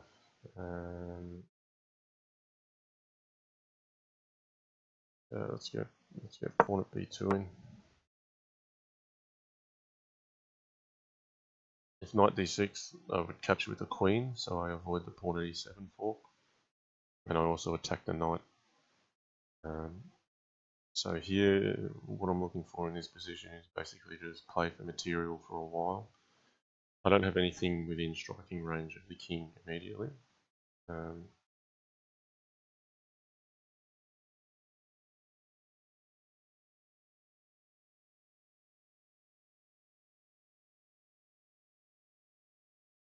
So others will see if we can get some bug house going, but I don't know if my screen setup will be the right one. Might have to change it. Alright, these knights are in my half. I'm just going to try to get rid of them. Pawn at c7. I'll sidestep that one. And the c7 weakness is not as significant once your king is castled. It hurts a lot more. After your king is castled, you can release this pawn, that's fine. If bishop at e7, yeah, I'm not too concerned. I'm going to grab this guy. I'm going to grab the rook. His plan is for me to take and then play rook at d8.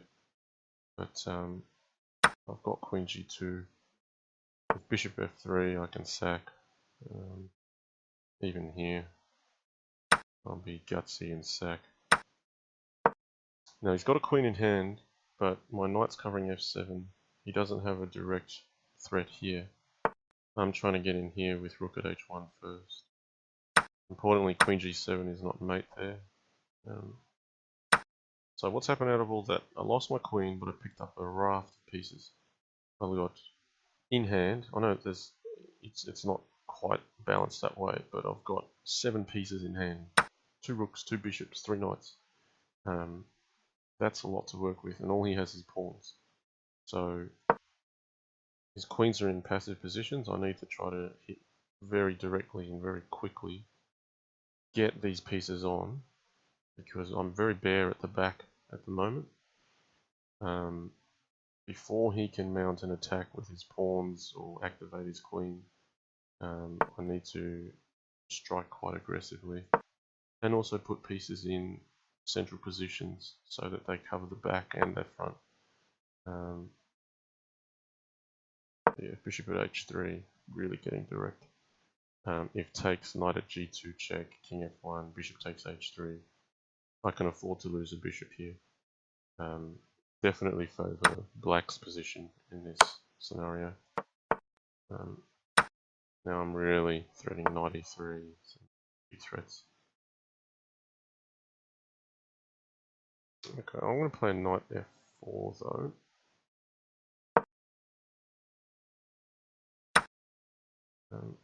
And I'm basically saying I don't mind losing a few pieces because I can always run my king to the corner and you've got a big mate threat you can't deal with.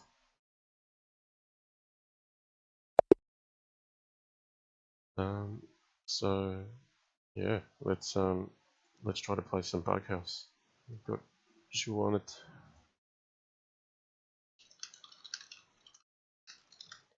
I'll see if both boards appear on my screen.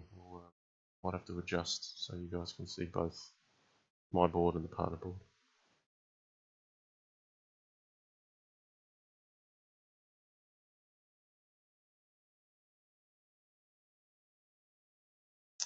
I'm not finding an opponent just yet. We'll see if someone comes around. Clown Pawn says brutal. Good games.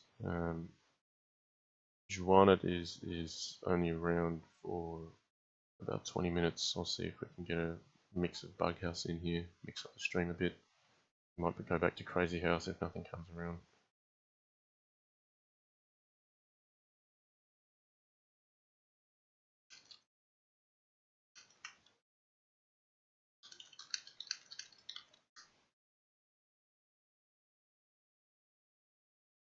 I'll see if I can get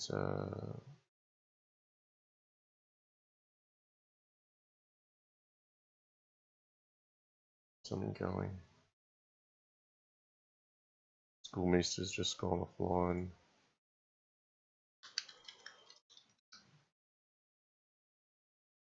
I might take on Juanet in Crazyhouse then if we can't get a match going.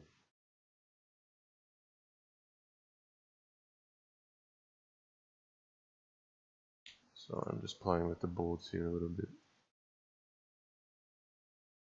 See if I can align a few things.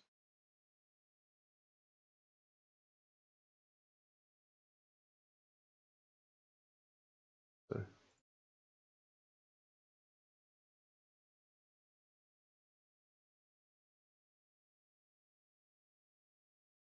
better check my settings. Yeah, not allow multiple games. That might help me.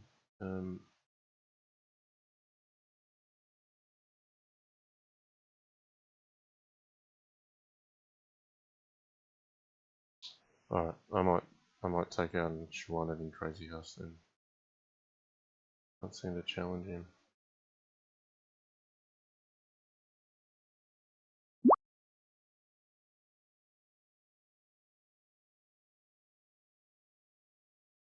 Oops, where's shouldn't be this hard. Okay, we're gonna play some 1-0. Okay, Juanet Crazyhouse, he actually placed very well in the Crazyhouse Championship. I think he was in equal third position. So this is a tough match. It's going to be played at 1-0 as well, so it's all very fast paced, very tactical. He's a very good aggressive player. If the initiative slides his way, look out. He's doubled up here, I've doubled up here.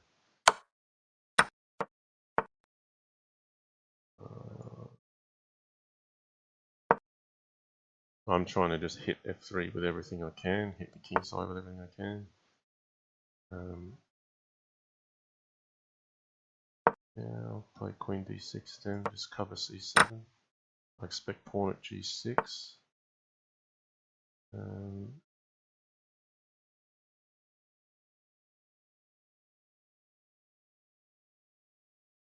Alright, I'm going to open myself up to a bit of risk here.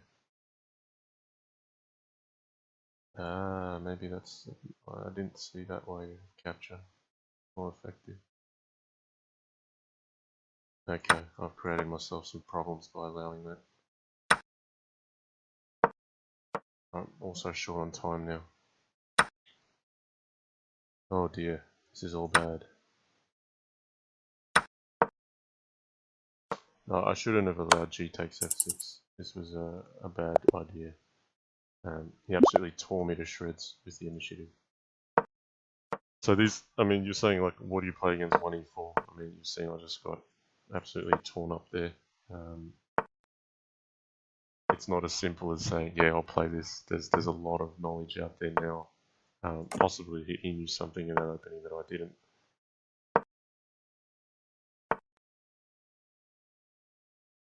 Okay, I will possibly comment a bit less and play a bit more given the time allotted. Here I'm looking at c6 and e6. There's a few weaknesses to hit.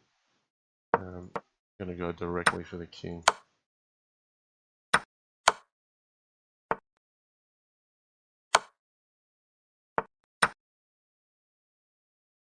I'm expecting you'll try to undermine this knight, and I'll just jump into e6 and hit the queen. And we'll try to continue attacking from there. I actually need a knight in hand, that's what I need. I'm going to try to source one. Meanwhile, I'm not too concerned about my king, so I've sacrificed a couple pieces, but here we're playing the dynamic initiative versus material. I prefer to play white here in a 1-0 match, it's easier. I know I was seeking a knight, but I ended up taking something else. Maybe I should have stuck to what I said I was going to do. I'm going to try to be resourceful here, bring the rook up to c8. Attack quite creatively and resourcefully.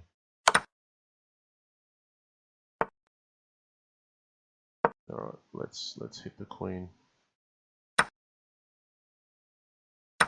Queen at e6, now very dangerous. Threatening queen e6, queen 8 mate. So you can see here, I mean, initiative is very valuable here. Oh, d4 was hanging. I should have taken that one. Okay, new opening here for both of us. Early queen h4. You can't play bishop e3 because of knight takes e3. Can't castle because of queen h2. Go on this way. So now I've got this guy to claim. Now e5 is hanging. Not easy to play for white. Bishop b5, I'm going to back off here. I don't want to play knight b5 because that will help him attack c7. So now e5 is hanging because I've removed his pawn. So I'm just going to play a material game here. Try to win material. It's forcing me to get the queen out. I'm going to reroute it out this way. And forking the bishop and the pawn. Make myself a nuisance with this queen. Yeah, I'll be greedy. Let's take another pawn. Yeah, you could hit me with rook b1, but that's okay. Let's just go for it. I'm just going to come straight through the front door.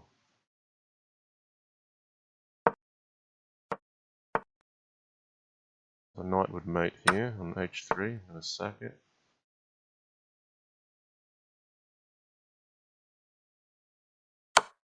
Alright, let's finish. Try to finish this accurately. Chewing up a lot of time. I'll just win the queen, I think.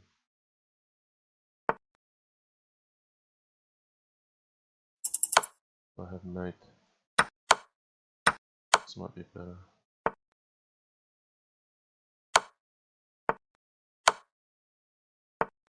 Have I blown this?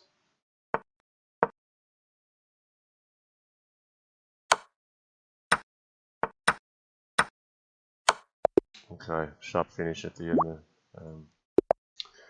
I probably mucked around too much with time, to be honest. Okay, there's going to be hot and fiery games, plenty of them. Juan has only really come up in the last year, I would say. He was probably a second tier player in 2016, and he's really taken some leaps and bounds in 2016. He's a force to be reckoned with. I'm trying a few tricks here with f6. 94. Renewing that threat. He can just play e6. That's alright.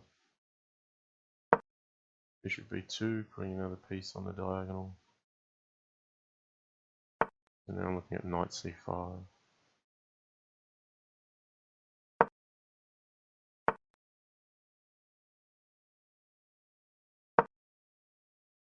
So the problem for black is he's underdeveloped here. Rather than trade off everything, I want to try to put the squeeze on black.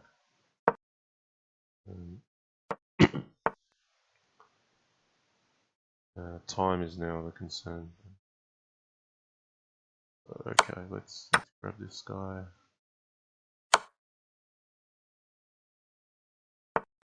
I've got to play for the clock now. So if he takes my bishop, I've got taking on c8, which makes a bishop at d7 mate threat. Very dangerous. Very hard to stop bishop at d7 now. A nice little trick in here. He's attacked with the queen. I'm going to sidestep it, so I just still keep the threat. Could take it, but that would allow him to get safe. This is a sharper finish. So some nice sharp tactics in there. This is how the game should be played. Okay, let's mix up the openings.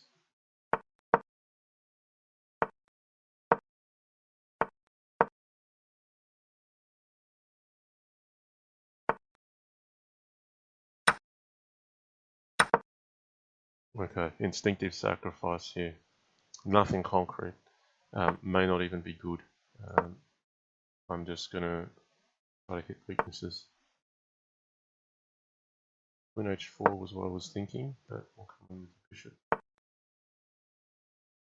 Castle first, then play f6. This king will be on the file. It's a purely instinctive sacrifice there, guys. This is not anything calculated.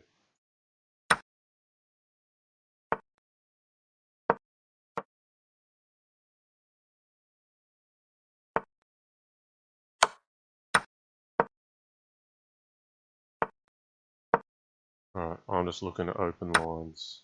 I'm going to sack a bit to get there.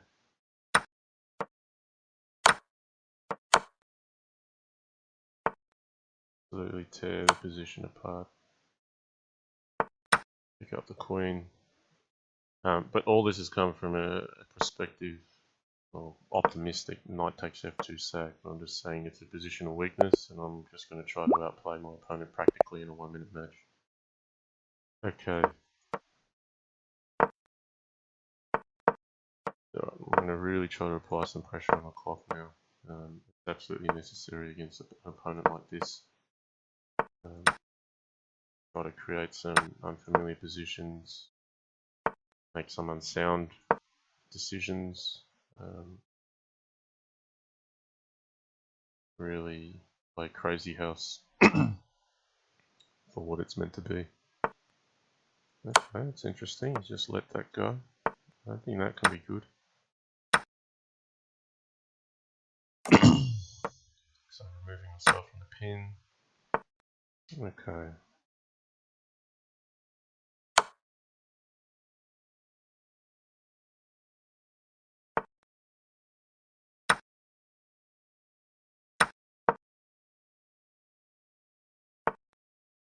I think he should have taken this pawn here. Oh, he's trying to attack that one. That's it. I have to defend now. He's the one with the initiative.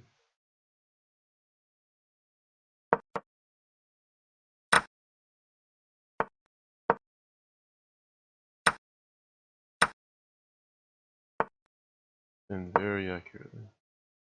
I want a knight to be able to penetrate e7. I've got to try to make some counter threats to get active. Now he's going to come in with knight f3. He's going to get a rook in hand. It's going to be really dangerous.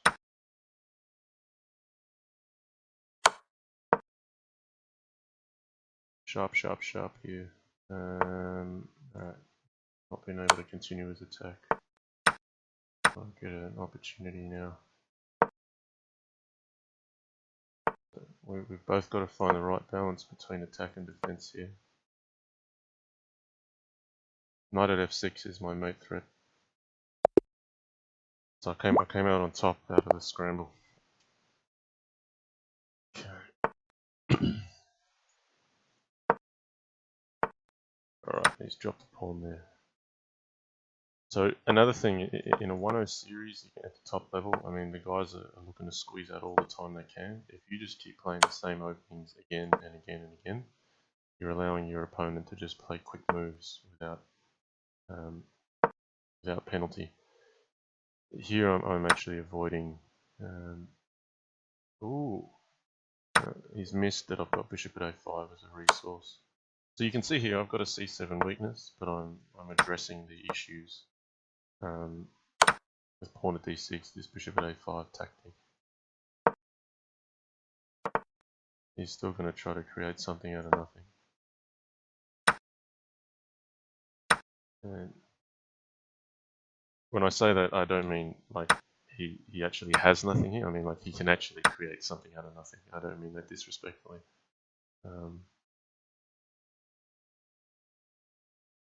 So there's my play here. You can't take this pawn. Knight at g4 is too dangerous. I've got to be resourceful now, because if I don't attack quick... Yeah, see here, it's already coming. Knight at c7.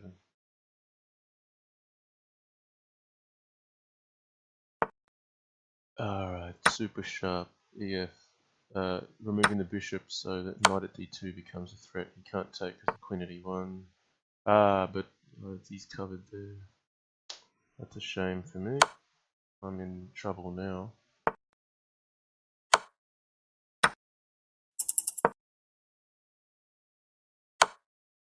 I'm probably mated here now. I've really messed this up.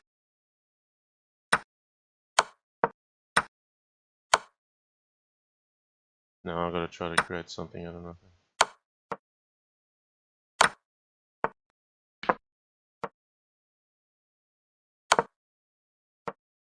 That's not happening. I'm toasted here. Too strong. I missed that the knight on d5 was covering e3. I thought I had a neat mating trick, but I fell over. Didn't assess that correctly. I think what's interesting here is to see what the players are thinking during a 1-minute match, and try to take the random out of it, so you understand the method to the madness. It's not all random checks. There's a lot of thought that goes into this. Okay, I've probably not played bishop d5 before here. Interesting. Just going to try to support that. Support this knight. Now f5 is the... I want to put a knight here. So much so I'm going to sack a queen for it.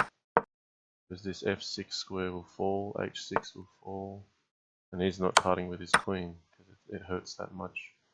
So we've just traded pieces around. Very interesting match. Again, I want a knight for f5. I might put something on to prevent it. Knight covers e3. e7 now under attack. I'll step out of the way of this line. Queen on. Okay, decisive time, let's go. Ooh. Nasty. Maybe I should have taken the bishop on e7. Hasn't exactly worked out the way I wanted it to.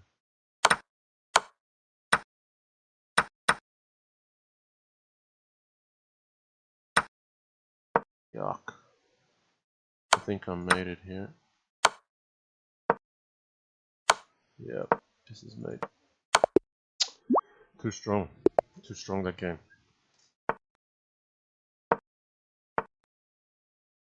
Okay.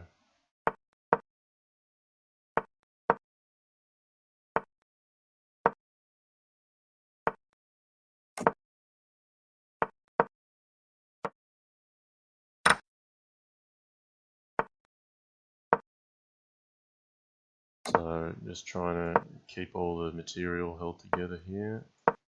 All this. I'm trying to push on G4, he's going to push on my light squares. Let's see what fire opens up here. I'm going to capture anything he puts on F7. Okay.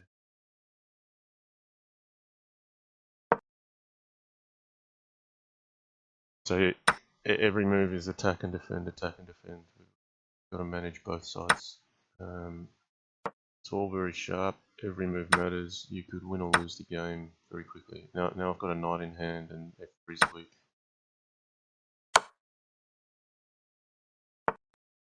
Right, he must block with the knight or he's mated. Yep, he didn't see it because then I have a diagonal piece for G2. If he blocked with the knight, I would just play knight takes F4. He had to block with the knight there. Pawn or bishop was what I needed in hand. So that's why checking from distance with queen at F3 was useful, because by checking from distance you can force your opponent to block with a piece, then use that piece you capture as your vital mating piece at the end of it. Okay, let's see if this works or not. Now if queen d5, knight at f6, you can't take with the knight. If he takes with the pawn, pawn at g7, rook g8, knight at f6, mate. So he would have to take like pawn at g7, bishop at f6. Then I take the rook. Oh, he's found another way out. I don't know if this is a way out or just a way into danger. Yeah, I'm just going to pick up this queen if I like. Yep. I've actually not seen that opening before, so that knight takes d5 sack was something new.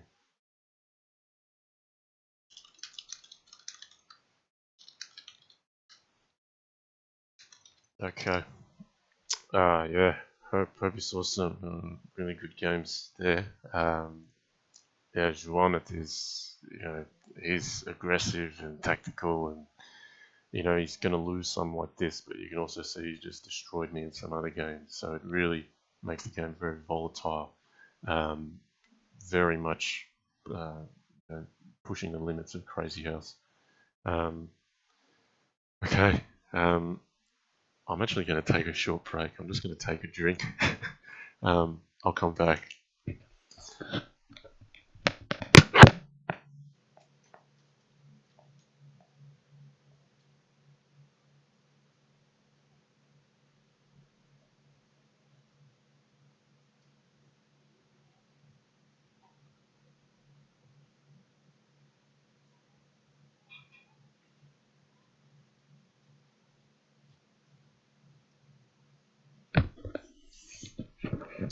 All right, let's catch up with the chat. So sorry if I've allowed this.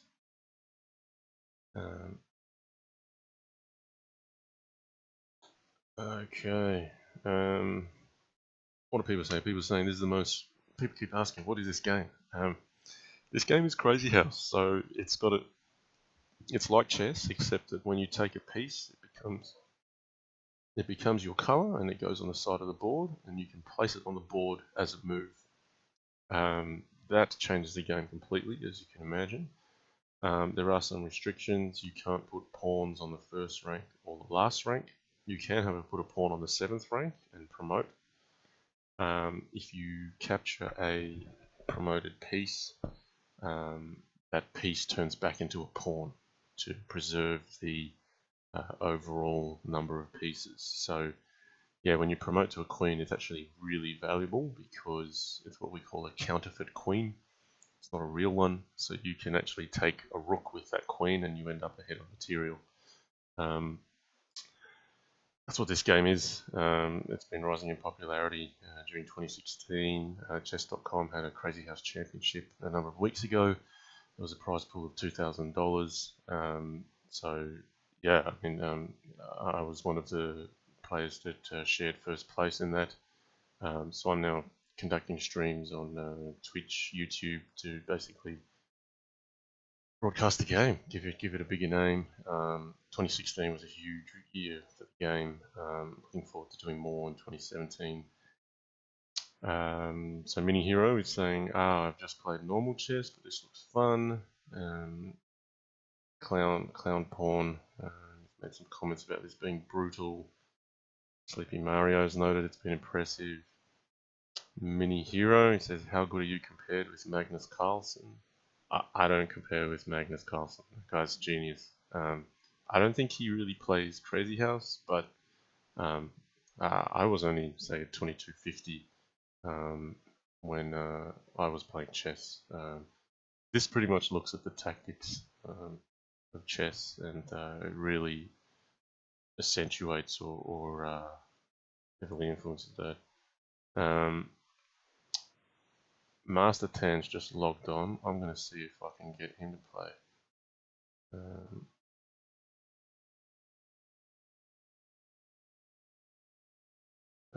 Let's go with yeah. Let's keep up with some of the 1 minute. We'll keep up a bit of excitement. Now Master Tan was equal third in this competition I just mentioned, so he's right up there as well. Okay, we're on. Another high level match. We got plenty of top opposition. So e4, e5. Now Master Tan is one of the possibly a leading theoretician on e4, e5, I would say. Heading into this, there's a lot of knowledge that he applies. And he's really good playing positionally as well. I've got a lot of good things to say about Master Tan. He's done very well. You know, he was probably also more of a second tier player, maybe 2015, but he's really picked up his game as well. We've all been forced to pick up our game in order to keep up with the likes of the new strength that's coming out. So this is unfamiliar to both of us. Trying to roll me with pawns here. I'm not sure if I should be moving this knight around or if I should actually give it up. It may be better off giving it up. But for the time being, I'm preserving material. Oh, that's interesting. I don't see the return being high enough. No, I'm going to take all the pieces. So I've got an open king here, but I'm basically saying I don't think you got enough to get me. I've got to get some of my pieces on, cover my dark squares. So yeah, it's not overall easy by any means, but I need to patch up my king side to make sure he doesn't win. Okay, he's allowed the timing to go down. Okay. So he's playing e5 as black as well.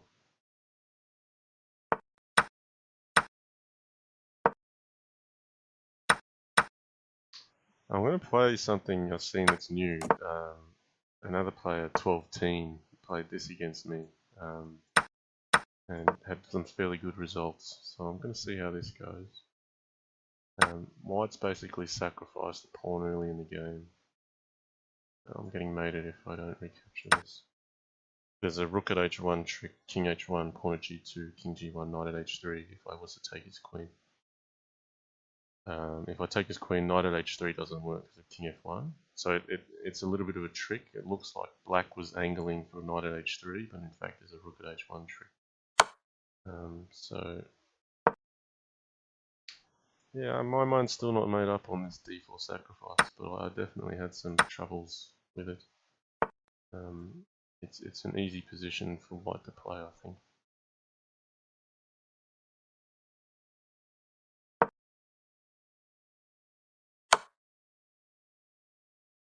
Ooh, that's a nice move. I hadn't seen that. That creates problems to me. Alright, go down this path. I think G takes F3 was more accurate. I think white's better now. Knight at E3 is covered by the bishop. Basically, once the check's run out, I'm looking to get in on F7. He can take my queen if he likes. It's going to be too hard.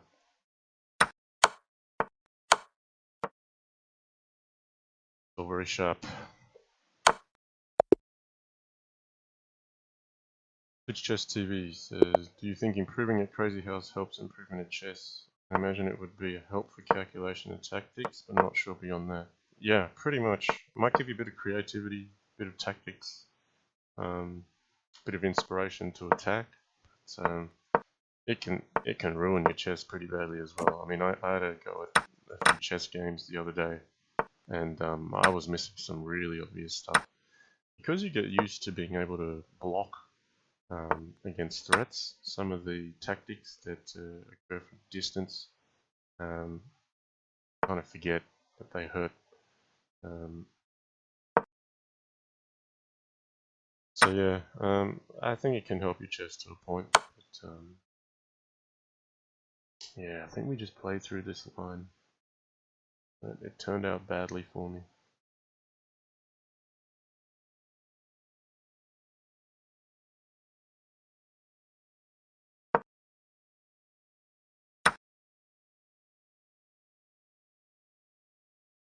Don't really like this at all.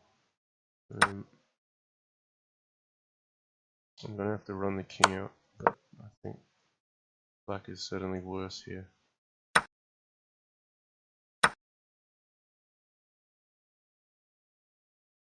Queen d8 is accurate here. That just wins on the spot, I feel. The correct play is knight at a6. Oh, then he can take the queen with check. If he's not careful though, there will be... Yeah, he hasn't executed it. Pawn at c7 blocks off this diagonal, and I think that makes it hard for white. Now he's got another knight in hand, I might be mated.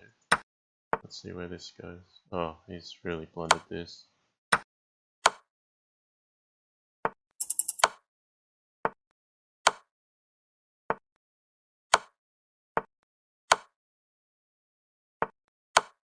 Oh, he even had queen g5. Yeah, I won't be entering that line again with black. Instead of pawn at c7, and here's what's critical, you've got to get the tactics right. He had knight at a6 check, which forces the king to b7. And then, okay, this is interesting. This is completely new to me. The two pieces is reasonable for the queen. Sorry, I was saying back there, knight at a6 check, king b7. He could win my queen with check, and that would pretty much determine the game. But instead, playing pawn at c7, it's probably still winning, but it allowed my king some escape squares on b6 and a5 because it blocked his own queen. Here I've just sacked the queen back because I've assessed bishop at e8 as very strong. It's hard for him to cover f7 adequately. He's found a way, but I'm going to see if there's a sharp mate combination. No, I'm just going to grab the queen then. Keep pressing.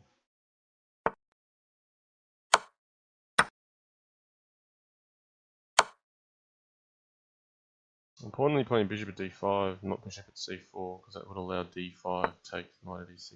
Here I'm a bit more direct.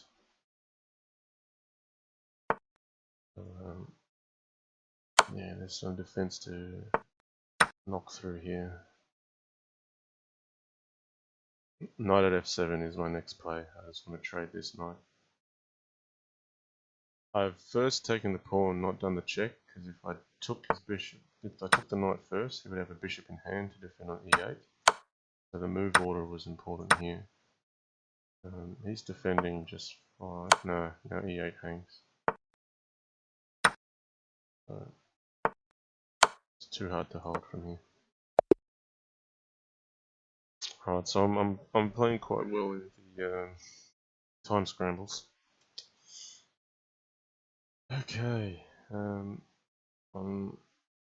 there's talk of 1-0, all they do is spamming checks, gets annoying easily. Yeah, you can spam checks, but that's not a winning strategy if you know how to capture things. Your comments saying this is quite a high level match. Yeah, I consider this right up there. I mean, the guys that have come on today, you've seen Schoolmeister, who's known as Opperwes, and Juanet, Master Tan. These guys are all at the top right now. These are probably my toughest opponents. Okay. How do we get around this?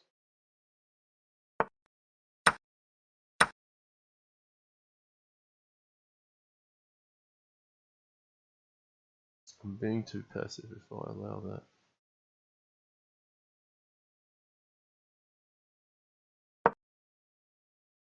But this is new. I'm trying to be creative here. See if it actually comes to anything.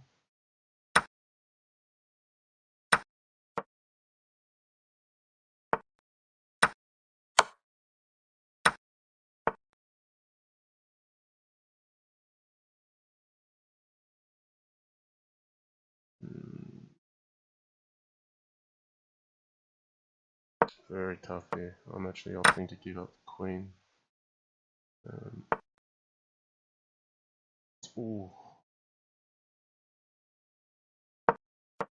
So hard to defend against this. I'm pretty well toasted. Yeah, queen at e8 just finishes here. I probably had to play. Got knight f6 check, knight e7. Just come straight through the front door. Queen takes f7. Can't stop anything on g8. So you can see e4, e5 is very, very sharp. So when you tell me that what do you do against e4, I can tell you against top opposition I'm struggling. There's a big edge for white. You've got to play the tactics very well. Some are even suggesting that if you give Stockfish white and Stockfish plays e4, then that's it. I don't know if that's fair or not, but certainly from the results it's had, it's really showing white has a strong advantage. So I'm expecting some kind of trick on h3 to try to play knight at f3. But I've avoided that trick just by playing king h1. Yeah, I think rook g1 is okay. I'm just going to defend this pawn well before something like bishop at f3 comes about. I'm happy to just secure g2 here, get a safe king. New position for me, but with safety here, and then going to place my bishops on this line. A knight on here. Even g4 is looking crazy aggressive. So this rook file can open up in my favor. Takes the knight, I'll just grab the queen. Even here. I'm going to let this queen drop because I think there's going to be some hairy mate threats for black to deal with. Knight at h6 is just too strong. I think it's imbalanced here. So just having a few preparation moves like g1 afforded me some options here. Not as straightforward as I thought. Let's do it.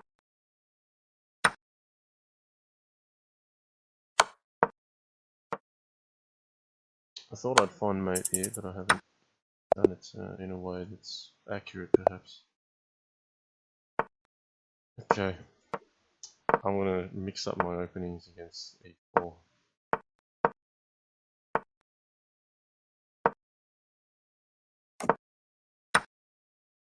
And I find with Master Tan, if he gets comfortable in the position he knows, and he knows the general strategy to proceed with, it's quite difficult to wrestle against him.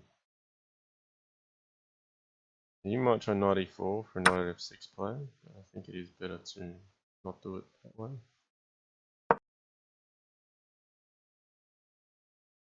He's coming in with d5 at some stage because of this file, so I didn't want to put my knight on c6 where it's in the firing line. Knight h4 looks fine.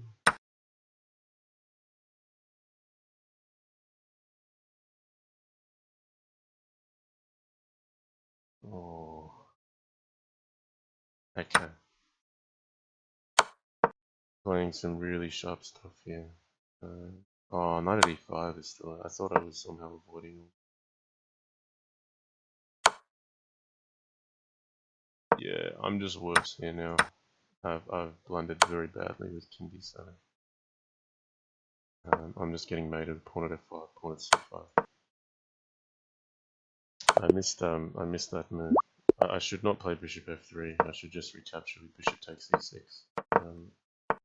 Playing simpler there would have done well. I'm gonna pursue this opening, see where we get to.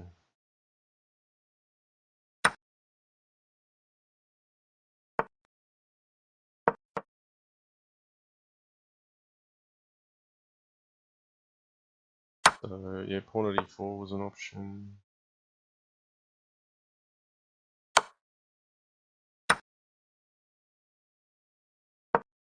Rather than castle, which would just get hit with pawn at h3, I'm going to cover the c3 fork that's there and try to be aggressive on c7. So here I'm even blocking with the bishop. Yeah, right. So let's go for it. He's got checks on me, but I've got threats on him. Maybe queen at a4 was more appropriate first. I'll let my king dance.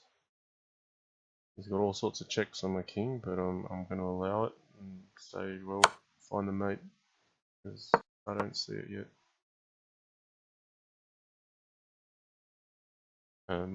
So yeah, some people are afraid of ever opening up their king, but you know, it's not always easy to mate an open king. You actually have to find it, and I don't see him having enough resources. I'm now picking up critically his queen, just getting rid of his aggressive pieces. I prefer king e1 over f1 because king f1 allows pawn at e2, rook to 1. This just stops all the dangerous checks. But there's a lot of sharp decisions made in that sense there. Yeah, this is some interesting play. Mini Hero says, how long have you been playing chess? I actually learned chess when I was about 4 years old. I played competitively until maybe about 20. So yeah, I represented my country 4 times at junior championships. Oh, I heard my daughter waking up. I'm going to have to make this my last game.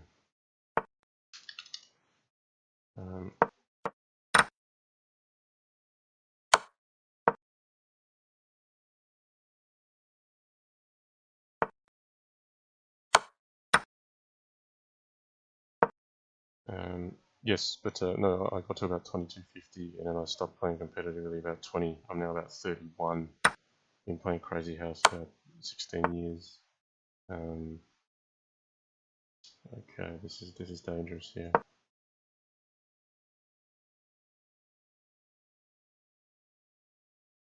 Uh-oh, here she comes. Hey Bella, come here. What happened? What happened? Oh, alright. My daughter needs to go to the toilet. I've got to go, guys.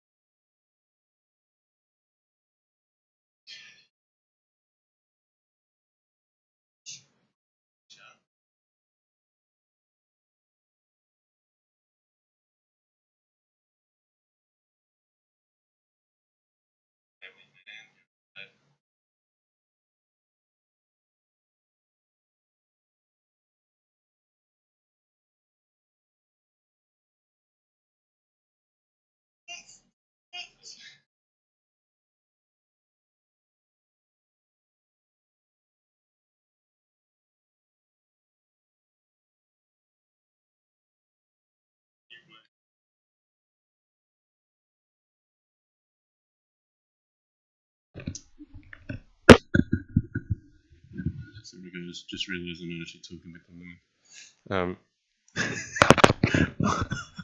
That's a rookie error. Yeah, no, I just wanted to say thanks for joining the stream. I've got to go be a dad now, look after Bella. This is my daughter. She's about 3.5 now. She can see herself on the screen, so she gets a bit excited about it. Do you want to play chess one day? Yeah? Alright. When you're a bigger girl? Not yet? Why not yet? Because you're getting bigger. Okay, wow. So you can eat something. Okay, alright. Okay, well, we're going to head off now and enjoy our Saturday. So, look, get inspired, get crazy, get playing Crazyhouse. I will make a video. Yes. Yes, when you're a bigger girl, you can eat this. Yes, so we've got some leftover chocolates from Christmas. They've got liqueur in them. She understands she's not allowed to have alcohol yet, which is a good thing. But okay, yes, I will make another video which goes through all the resources that are available online, if you'd like to know what they are. But yeah, I'm going to call it there, and we'll see you next time. Take care.